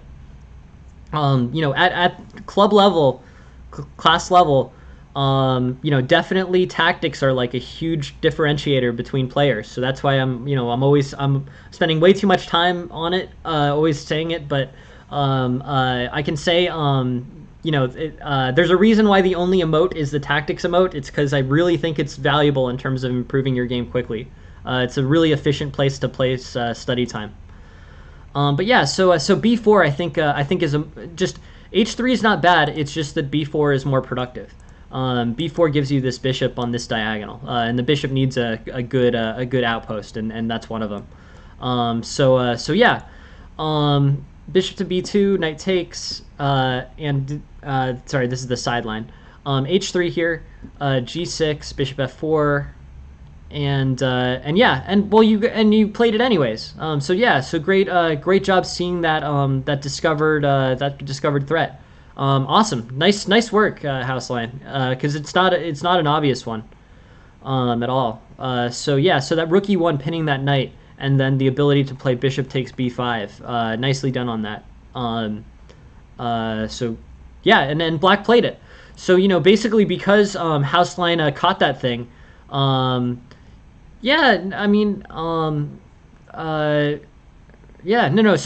Houseline, I think that was awesome. That was really good, strong tactical play. Really what I was hoping you would do, and now you're in great shape going into this. Anyways, good job. And now White's basically heading into a strong endgame. Still queen takes d7, and basically White will be a pawn and 1.75 up. But yeah, people need the tactics. That's true. I need them as well. It's a huge part of the game. It's one of the things I always say, like, a teacher can't teach you tactics. You really have to just put that work in on yourself, and if you do, you will be in great shape. Every master has put in many, hundreds or thousands of hours on tactics, and that's where it's at. That's the differentiator. That's I think where you will see the best returns, and I think something that every master has done at some point. So that's where I'm gonna strongly suggest everyone, including myself, needs to spend a lot of time. It will really help you, I promise. If you do an hour of tactics a day for a month, you will be significantly better. So anyways, yeah. So here I think everything's going well, but unfortunately a4 hangs the b2 pawn. It's just a small mistake. Yeah, no, awesome. I'm really glad that worked for you. It was a great tactic, nicely done, and you catch more and more of those, and you will win more and more games out of it. I mean, basically, without seeing that tactic, like let's just compare the evals on this. Bishop f4 gets played, and then knight takes d5 gets played, and bishop takes b5 gets played. Let's look at any move besides bishop takes b5. Basically, it looks like the engine might have some things going on with c4 that are sort of complicated. But bishop takes b5 wins this pawn directly, and the fact that you see it is really important. Awesome. Thank you, Julio. I'll give you... hey, thank you very much for the follow, Hayes. I appreciate it. Cool. Thank you, Julio. I'll give you a slot tomorrow, Julio, at tomorrow at 6:05. Wait. No, sorry. Okay, Julio. I want to get to all of your games, and I appreciate you setting them all. How about we make one of them at 10 a.m. Eastern on the 5th, and one of them on 6:05 p.m. Eastern on the 5th, and then one of them on May 6th at 10 a.m. Eastern.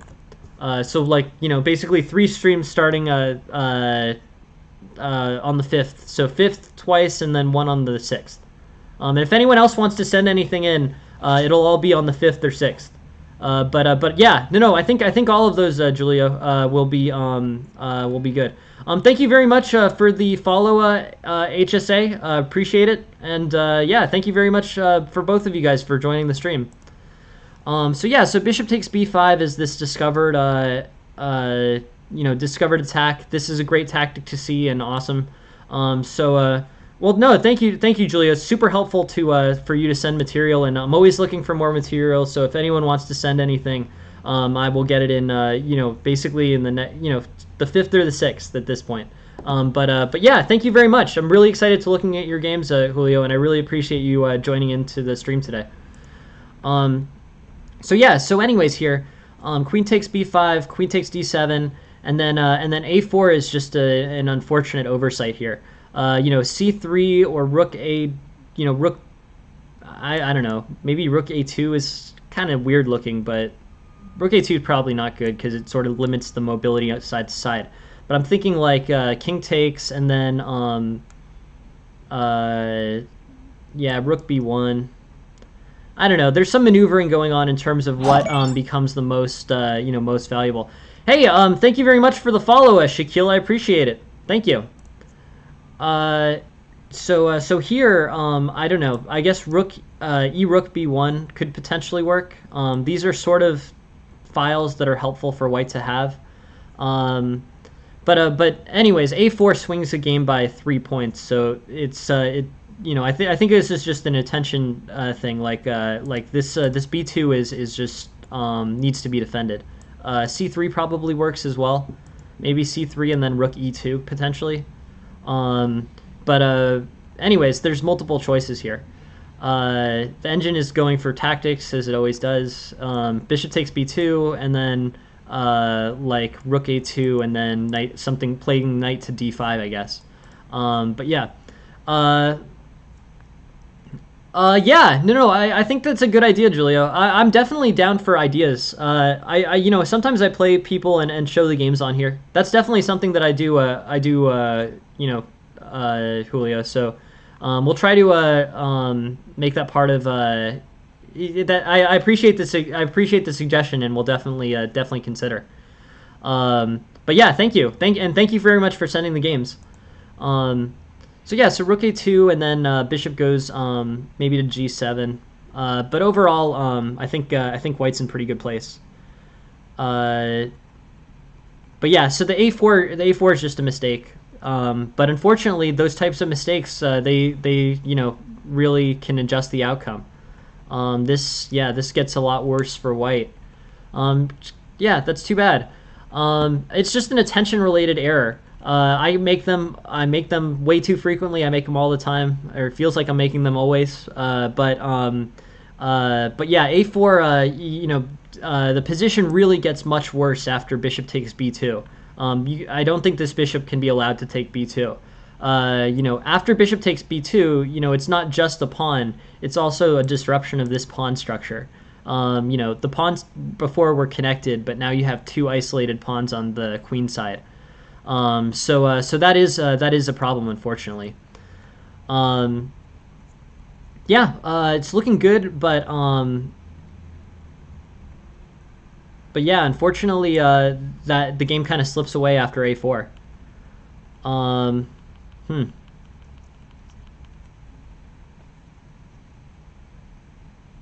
Yeah, sorry about that. But I think I don't know you play this great tactic that I like a lot. Bishop takes b5, queen takes d5. Awesome. Definitely a good thing in the game. Yeah.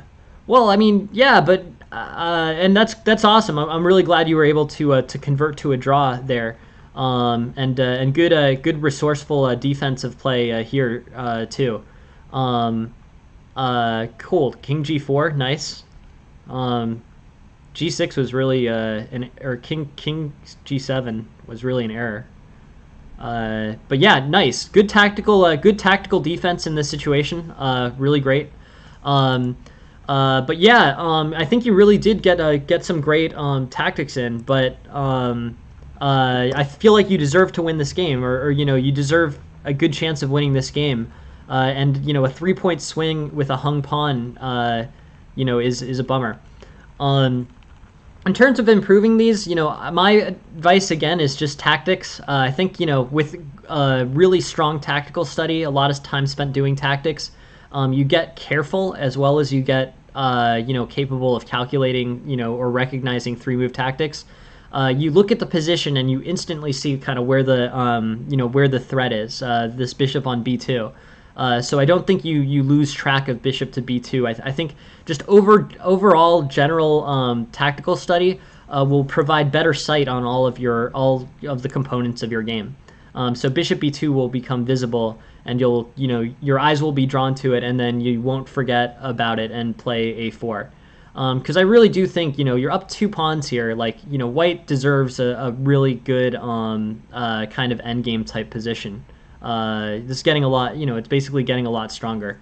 But yeah, I mean, it's hard, consistent good play. But at the end of the day, I really think tactical study is the biggest, most efficient way that you can improve. It improves everything. It will help you do better and better efficiencies at various points in the game. I don't think you will still make errors like a4 occasionally, but I'm pretty sure everyone makes errors like a4 occasionally. I definitely do. But I think tactics will help you narrow that down and have more kind of careful games. You played well. In terms of improvements here, I think maybe, I mean, this is sort of a small thing, but I think probably just developing here and not allowing spending your time developing as quickly as possible when your opponent's underdeveloped. That's probably a little better than moving the rook pawn. I wouldn't, it's up to you. As much time as you can, realistically, it's probably as much time as you can, right? The study plan that I've been giving to everybody is I would just do 1 hour of tactics a day for a month. There's plenty of places you can do it. You can do it on chess.com has Puzzle Rush and Puzzle Battle. Those are both like quick tactics trainers, really good. Chesstempo.com is free. And what I learned on was a program called CT-ART, which is a really good tactics trainer as well. That's like a standalone program. And Lee Chess Puzzle Storm I hear good things about. I don't really think it matters, to be completely honest. I think you just really need to put the time in somewhere. And if you do, your positions will become much more recognizable to you. I think that's just the case. So that's where I would put that's my study plan. An hour a day for a month. If you can do 2 hours a day for a month, I don't see any downside to that. I don't really think you can overdo it. The only way that you can overdo it is if it stops being fun. Good question. That is a really good question. I think maybe a mix of random tactics and themed. Random tactics, I guess I would say, the value of random tactics is, you get to see all the different possibilities. Themed tactics are also helpful because they really drill in a specific concept. The program that I used, CT-ART, was very helpful in doing like tactics modules. So like you do 100 of this tactic and you do 100 of that tactic and you do 100 of that tactic. Good question. I think maybe mixed is best, but honestly, both of those, on that topic, I think the much more important thing is you actually just set aside the time to do it. If you do it and you do it consistently and you do it as much as possible, really, you will definitely improve. Yeah, repetition's good. I mean, at the end of the day, it's really just about setting up your brain to have as good pattern recognition as possible. Like you can look at a position and say really quickly, oh, like there's a mate in 3 here, or like this is the first move that will start a mate in 3, and then you look a little bit closer and you're like, yeah, that's definitely a mate in 3 or whatever. You want to be able to see those things and see them consistently and easily. That's really where you want to be. And if you spend enough time on it, I guarantee you'll get there. It's not rocket scientist. It's not rocket science. It's just like it's weightlifting. You just need to put the time in on it, and you will improve. You will improve quickly. But it's a good question. Sure, yeah, that works. I mean, the much more important thing there, Julio, is it's 2 hours. It's 2 hours spent studying. The consistency and the time spent is much more important than the specifics. Any tactics trainer will work, and that does sound like a good study plan, for sure. But I'm much more convinced that the amount of time spent studying is more important than the specifics there. Yeah. Well, if you play 12 hours a day, that should do it, man.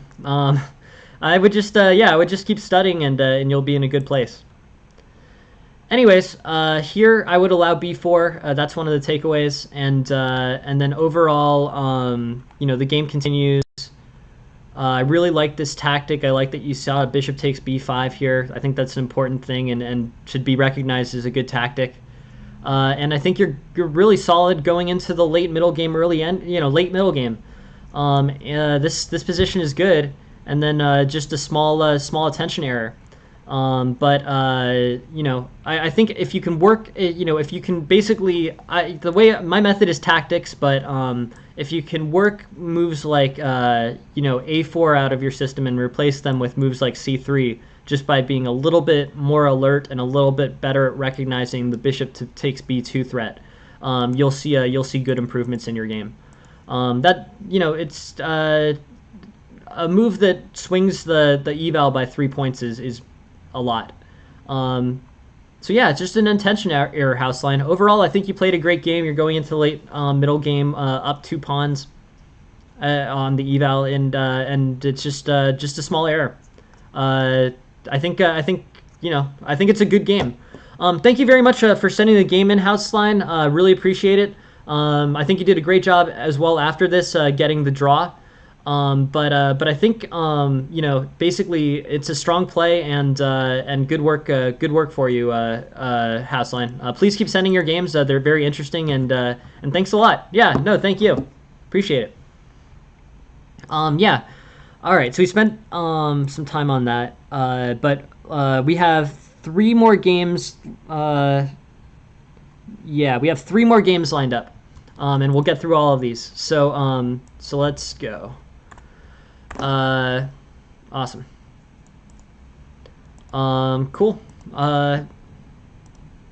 Okay, so White sent this game. I want to go through it. I think this one is from Reddit, but I don't completely remember. So Black plays Alekhine's defense. That's E4, knight F6, E5, knight D5, D4.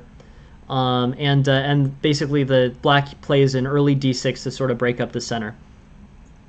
This generally leads to a pretty good position for white, but one where white, in a way similar to the modern opening or the perk opening, can get overextended, and that's really what white needs to look out for.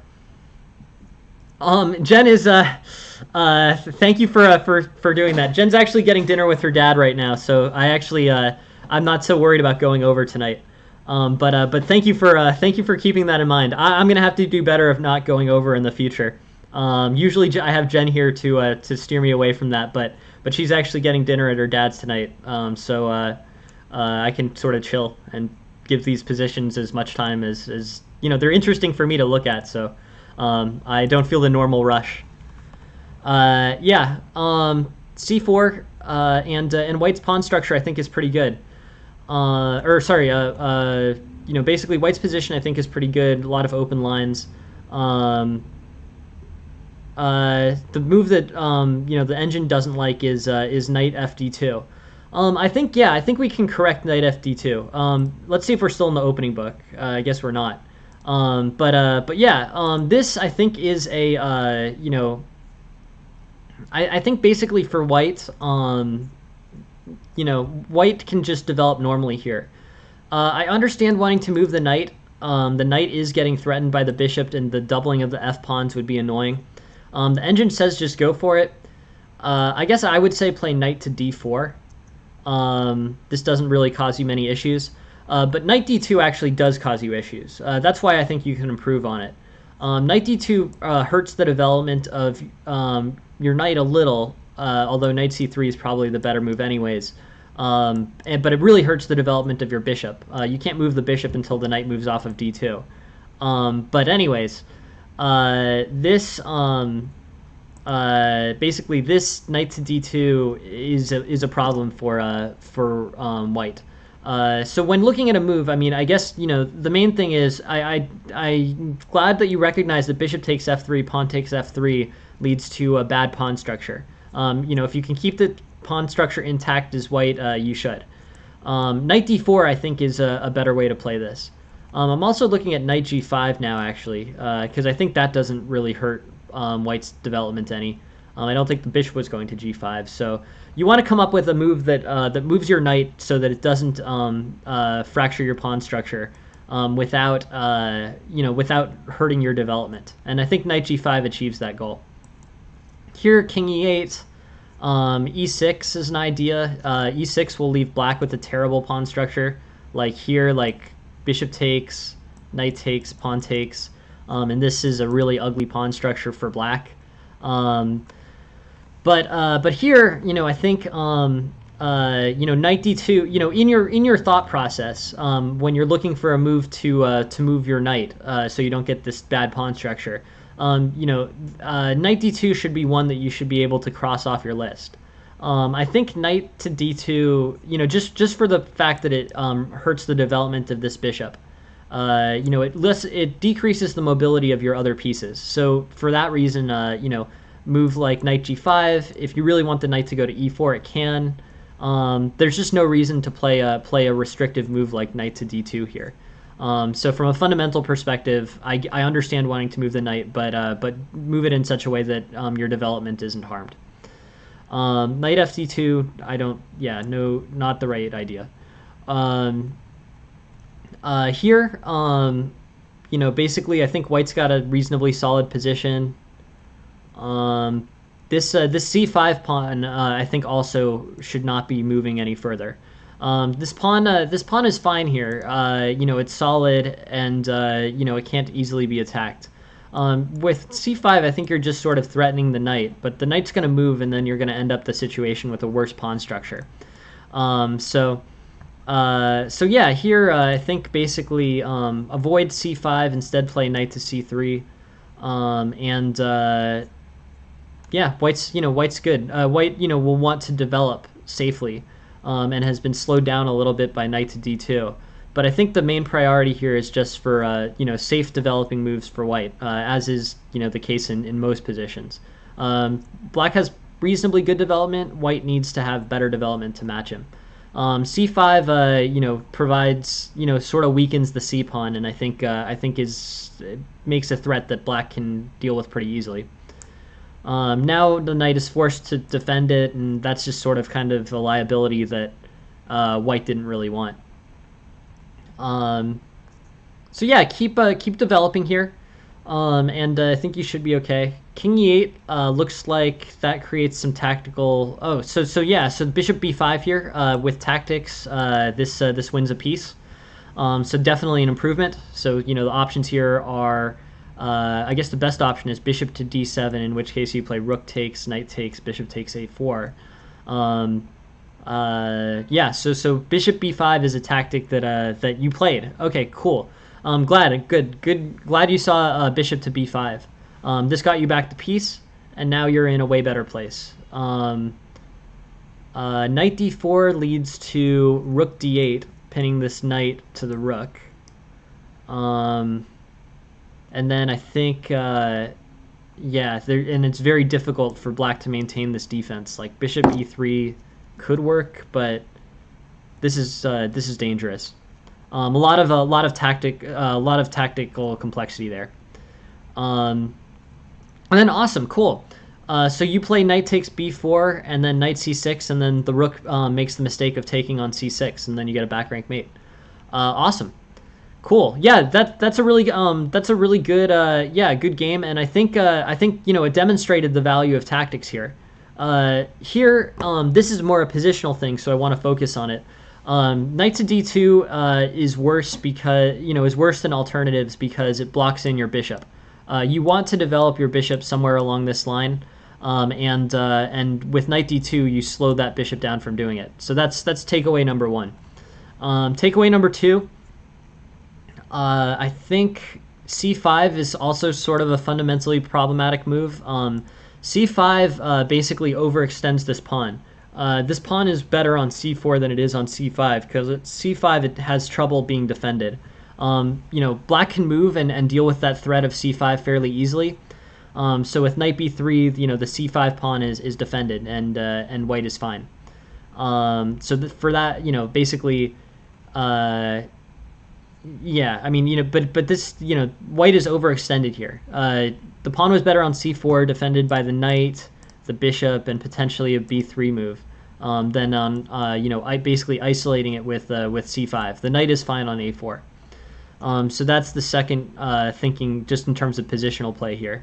And then basically, bishop b5 was great. Really awesome tactics there.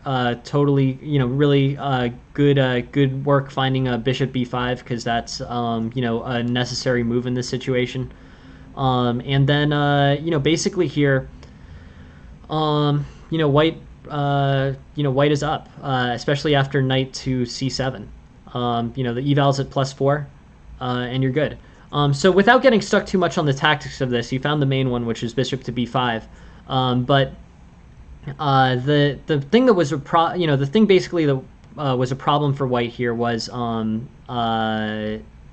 basically the thing that was a problem for white here was this overextension of the c pawn and this blocking of queenside development with the knight retreating to d2. I would focus more on those as a general concept, and then I would also recommend that you go and do the same tactical study that I'm recommending that everybody, including myself, I think would get a lot out of. Yeah, thank you very much, FIFA boy. Have a good week and good luck with your studies. So here, yeah, I mean basically, knight d2 and c5 are the moves that I think are the most easily improved upon from a positional perspective. From a tactical perspective, I think just general tactical training will be very helpful. Like 1 hour a day of like Puzzle Battle or Puzzle Rush or Chess Tempo. But overall, I think this is an interesting game. You played it well, and you had some really good tactical shots. Finding b5 is great. It basically turned you from losing by a little to winning, and you managed to win out of that, which is great. And knight c6 was a great trap. The rook took knight c6, and then you played rook d8 and won. So yeah, awesome. Thank you very much for sending the game, Samsaj, and yeah, thank you. Yeah, really appreciate you contributing material to the stream. I think tactic study is a big focus. I think that will really help you improve quickly. And thank you very much for participating. I really appreciate it. Cool. Two more games. We have one from Stefan and we have one from KHMTF. We will get to this. Stefan is playing black here. Cool. E4, C5, knight F3, D6. Cool. So this is a basically Sicilian defense, pretty standard line. Delayed Alapin, which is defined by knight F3 and then C3. In the regular Alapin, the second move is C3. Knight F6, Bishop E2, Knight C6. And yeah, basically, so it's a Sicilian in which White is choosing to open relatively late relative to normal. And then pawn takes D4 is better for maintaining the center. So here, we're in a pretty well-established line. This is still pretty close to regular Sicilian theory. 90% choice, 99% choice is C takes D4. I agree. I think having this pawn structure, guaranteeing this pawn structure, is a good idea for White. On knight takes E4, the response is D5, and then you have some dangerous stuff going on. Queen A5, knight C3, knight takes C3, B takes C3, knight E5, and then knight takes, pawn takes, castles. And basically, you're in a relatively equal position. White doesn't really have much of a center because his center is overextended. Okay, cool. Yeah, thank you for coming, Richard. Thank you very much for stopping by, and thanks again for setting up that Discord. I really appreciated that. That was great. And feel free to come back anytime, Richard. Very happy to see you. Yeah. So here. D4, knight takes E4, pawn takes E4. Not the main line. So improvements. Basically, yeah. So C takes, keeps the center solid. E4 looks like it's hanging, but White has a good response to this. D5, Queen A5, Knight C3, pawn takes, and then basically White is down a pawn, but Black's pawn structure is pretty bad, and this position is very difficult for Black to actually exploit. White's bishops are better. This bishop has this line. This bishop could also get this line. This rook could get this B file. White has great advantages in piece play that offset his material disadvantage. So yeah, but instead knight takes, which is a little bit unusual. Knight takes E4 is an idea. Knight takes, pawn takes, B4, G6, and Black's in pretty good shape here. Knight takes D4 just doesn't support the center as effectively as pawn takes, and it still involves having the E4 pawn be hung. So with the E4 pawn hanging, and knight takes E4, this is better for Black relative to pawn takes D4. In both cases, the knight plays knight takes E4, but here White basically gets no compensation. This pawn structure, unlike the other one, this is a healthy pawn structure. The rook can go to B8. This is really kind of a problem for White. B4 is an attempt to try to expand on the queen side. If White, the best idea for White here is it's basically to try to develop quickly. B5 is kind of misplaced. It's a little bit vulnerable, but mostly just not developing White while he's underdeveloped. He needs to develop. Bishop F3, Knight F6. Knight F6 is an error. This is just a tactical thing. Knight F6, and then the bishop can take C6, and that's pretty, that's a focus thing. Bishop takes C6 is solid for White. And overall here, Black is playing pretty well. He's got this way better pawn structure.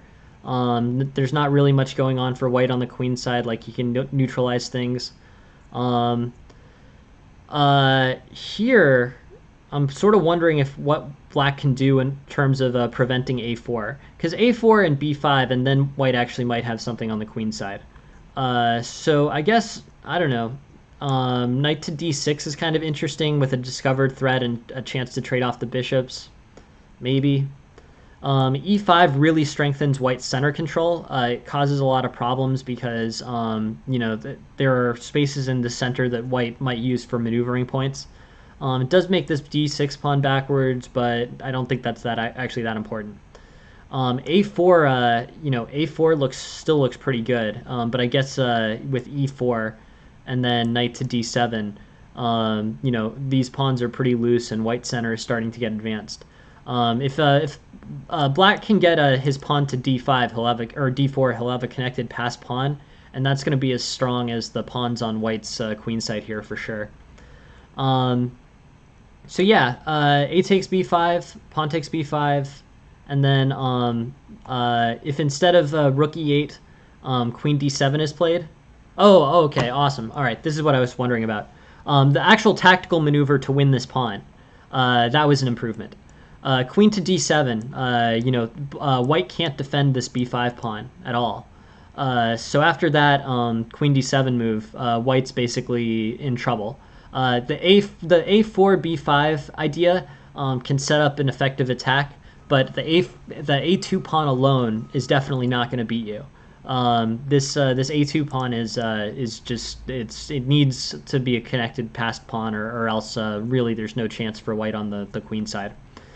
So here, I don't know. Bishop takes f3, knight takes f3. A5 is a good undermining move, and then but the tactical shot that was really important here was queen to d7. Nothing else is nearly as good, and this wins the b5 pawn, which gets close to winning you the game. And with the delayed queen to d7, now a4 is played, and this is actually, this is not winning, but it's something that you're definitely going to have to worry about as black, and it could have been sidestepped.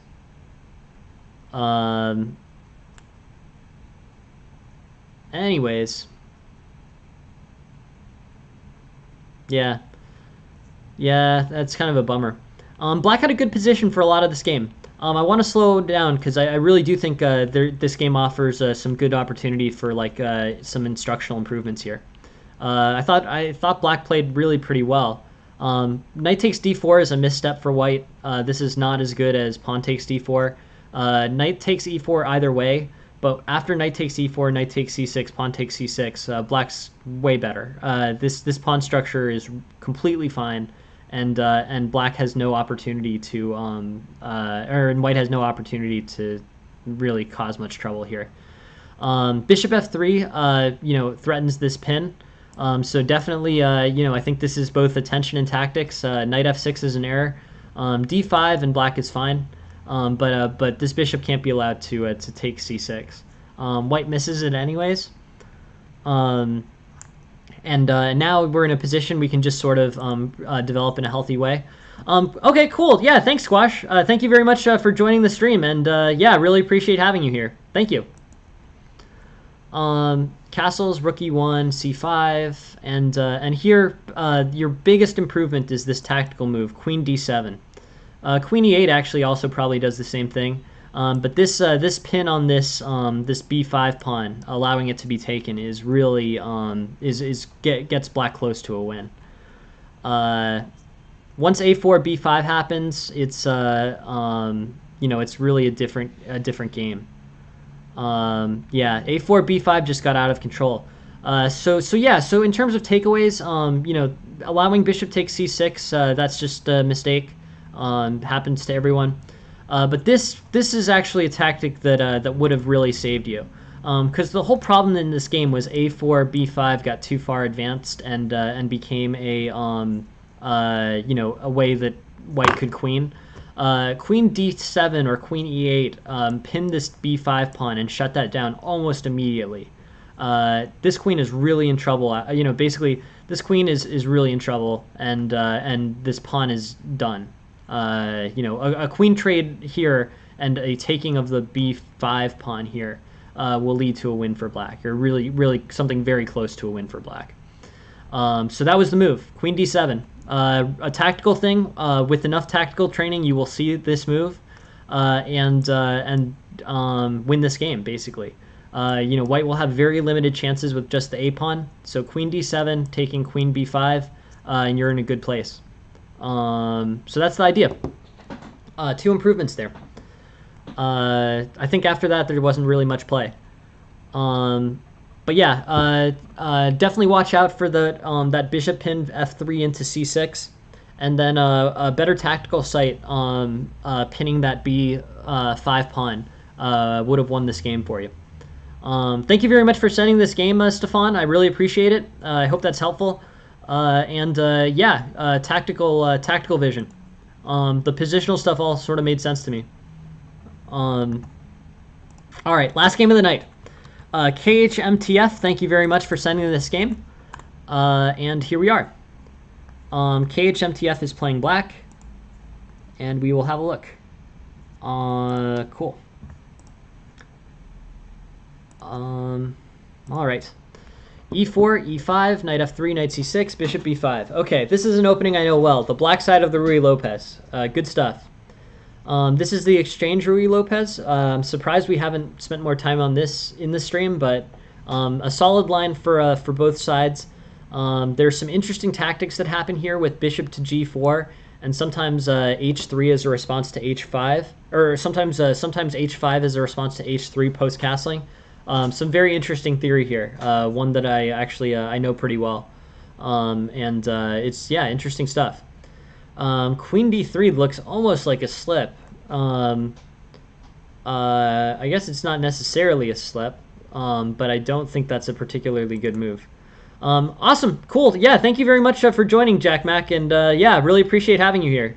Thanks everyone for being here, and thanks for observing, and thank you all for contributing your games and ideas. Super helpful, and yeah, have a good night. So yeah, pawn takes c6, d4, pawn takes, queen d3. I've got a feeling you meant to play queen takes d4 here. Seeing as I think you meant to play queen to d4. Now our theory is a little bit tricky, so let's see if we can find some material here. I don't know. I guess there's maybe a discovery, pawn, c3 and then pawn takes c3. Rook e1, castles, knight e5. But black is actually in good shape. Black's in good shape after queen to d3, to be honest. But overall, this position is very good for black. It's getting a little bit closer than it should be, I think. Knight d5 is... Yeah, knight d5 is fine. The engine's pushing towards capturing one of these files. It's actually saying defend against e6 with rook e8. Rook to d8 is probably pretty intuitive here. But knight d5 makes sense too. Yeah, and then this just sort of became a tactical situation. Overall here, I think basically, yeah, opposite colored, or bishop to knight endgame. Yeah, a lot of craziness here. Okay, cool. E4, E5, exchange Ruy Lopez, queen D3, which is I think a misslip, and bishop C5, knight E7, and now E5, bishop F5. Yeah, good. I mean, you're developing in a healthy way. The queen was supposed to take d4. Now you have your minor pieces all attacking the white side, the queen mostly. Bishop to b5, knight b3, queen takes. This looks good. Black is strong here. I'm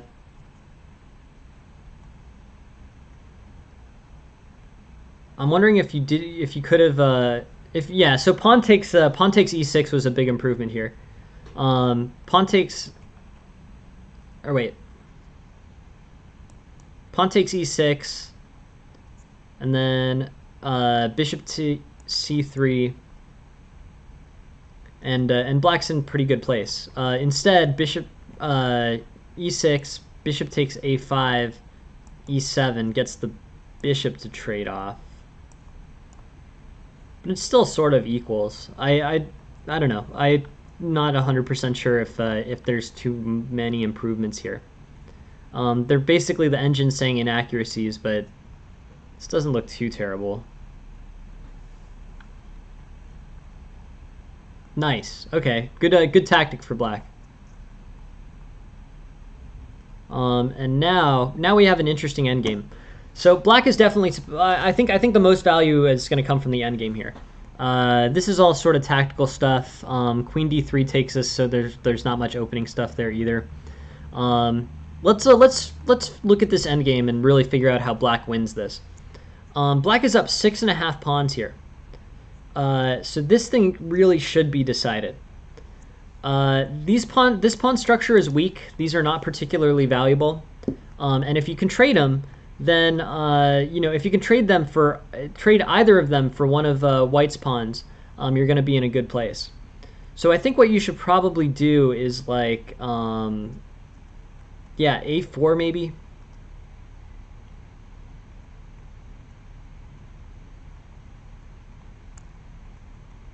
I guess what you did was fine. This is whoa, although there's a misstep here.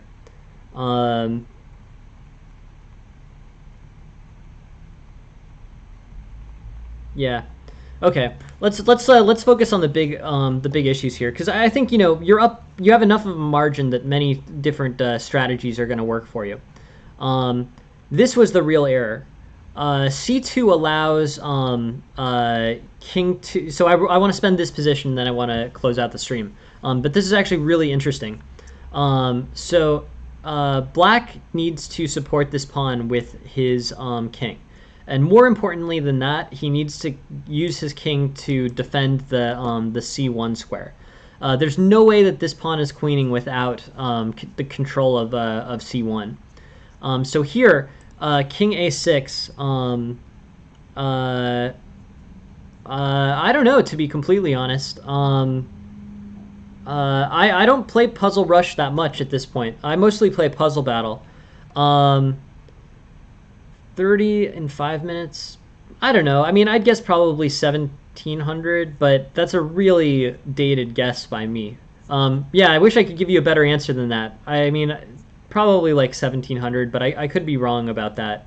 These things don't mean exactly the same thing that they did when I was playing Puzzle Battle the most frequently. But yeah, thank you. Thanks for the question, Sapton. Very happy to answer it. So here, this is the error. C2 is not correct.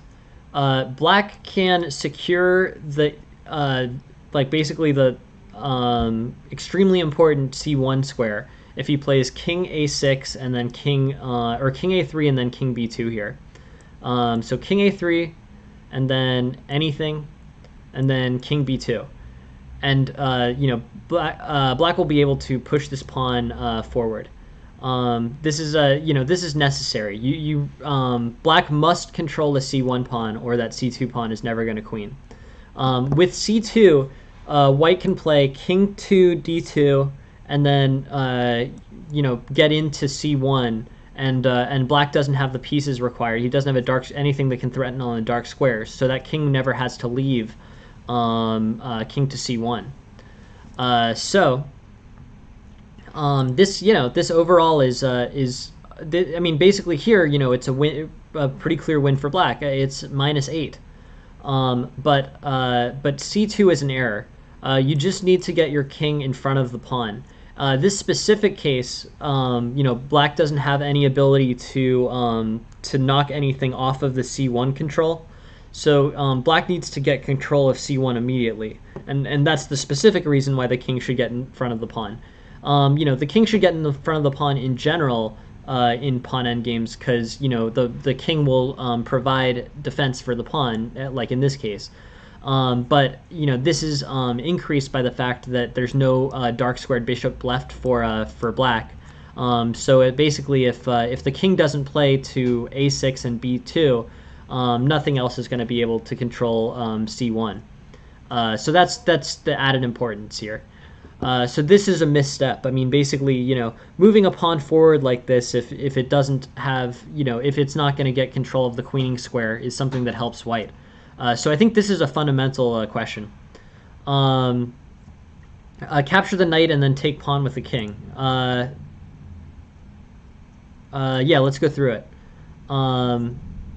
King a6, knight to d2, king to b2, and then you say, okay, so well, what happens if king to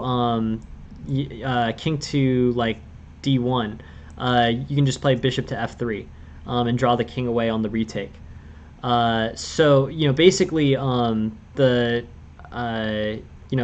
play through the endgame line. A4, bishop to d3, threatening the knight. If you trade the knight for the bishop at this point, you're toasted because the king controls c1.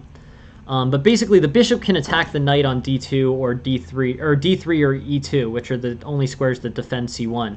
But the most important characteristic of this position is the defense that this king provides the pawn as it moves from c3 to c2 and then to c1. That is the most important, and that's the reason why the king needs to go before the pawn here. Basically, after white gets control of the c1 square, black black may still win, but his winning chances have really gone down because he can't queen the c pawn ever. So here c2.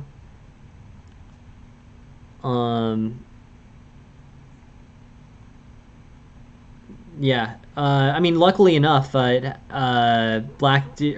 king didn't play to c1. If the king plays to c1, the c pawn can't advance any further. But this ended up working out fine, I guess. And it ended up in a draw. But yeah, this is the improvement. Move your king in front of the pawns in a simplified endgame like this. Your king's not going to get attacked by anything. And the control over the queening square. So the same way that controlling these squares is basically the only way that you can win a king and pawn endgame by itself. That general concept still holds true in a position like this. You can't allow king to c1 to be played, and you must get the king to b2 so that it can provide those advancing squares for the pawn. The knight can be annoying, and you might have to play bishop to e3 to threaten to exchange it to get it to move.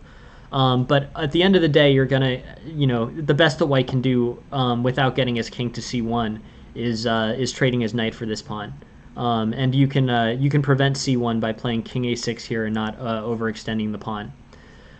Interesting situation. Very cool to take this one to the endgame. And yeah, no, I really appreciate you sending it. This is very interesting stuff. I hope that's helpful. In terms of earlier points in the game, just to close out and give a few more thoughts. This game was weird. Queen. I'm 95% sure that white meant to play queen takes d4 here, instead slipped. And then black was in good shape after that, and then basically winning going into the endgame. And then just converting this endgame is important. I think your strategy was pretty good. Get the king, very active and way up there.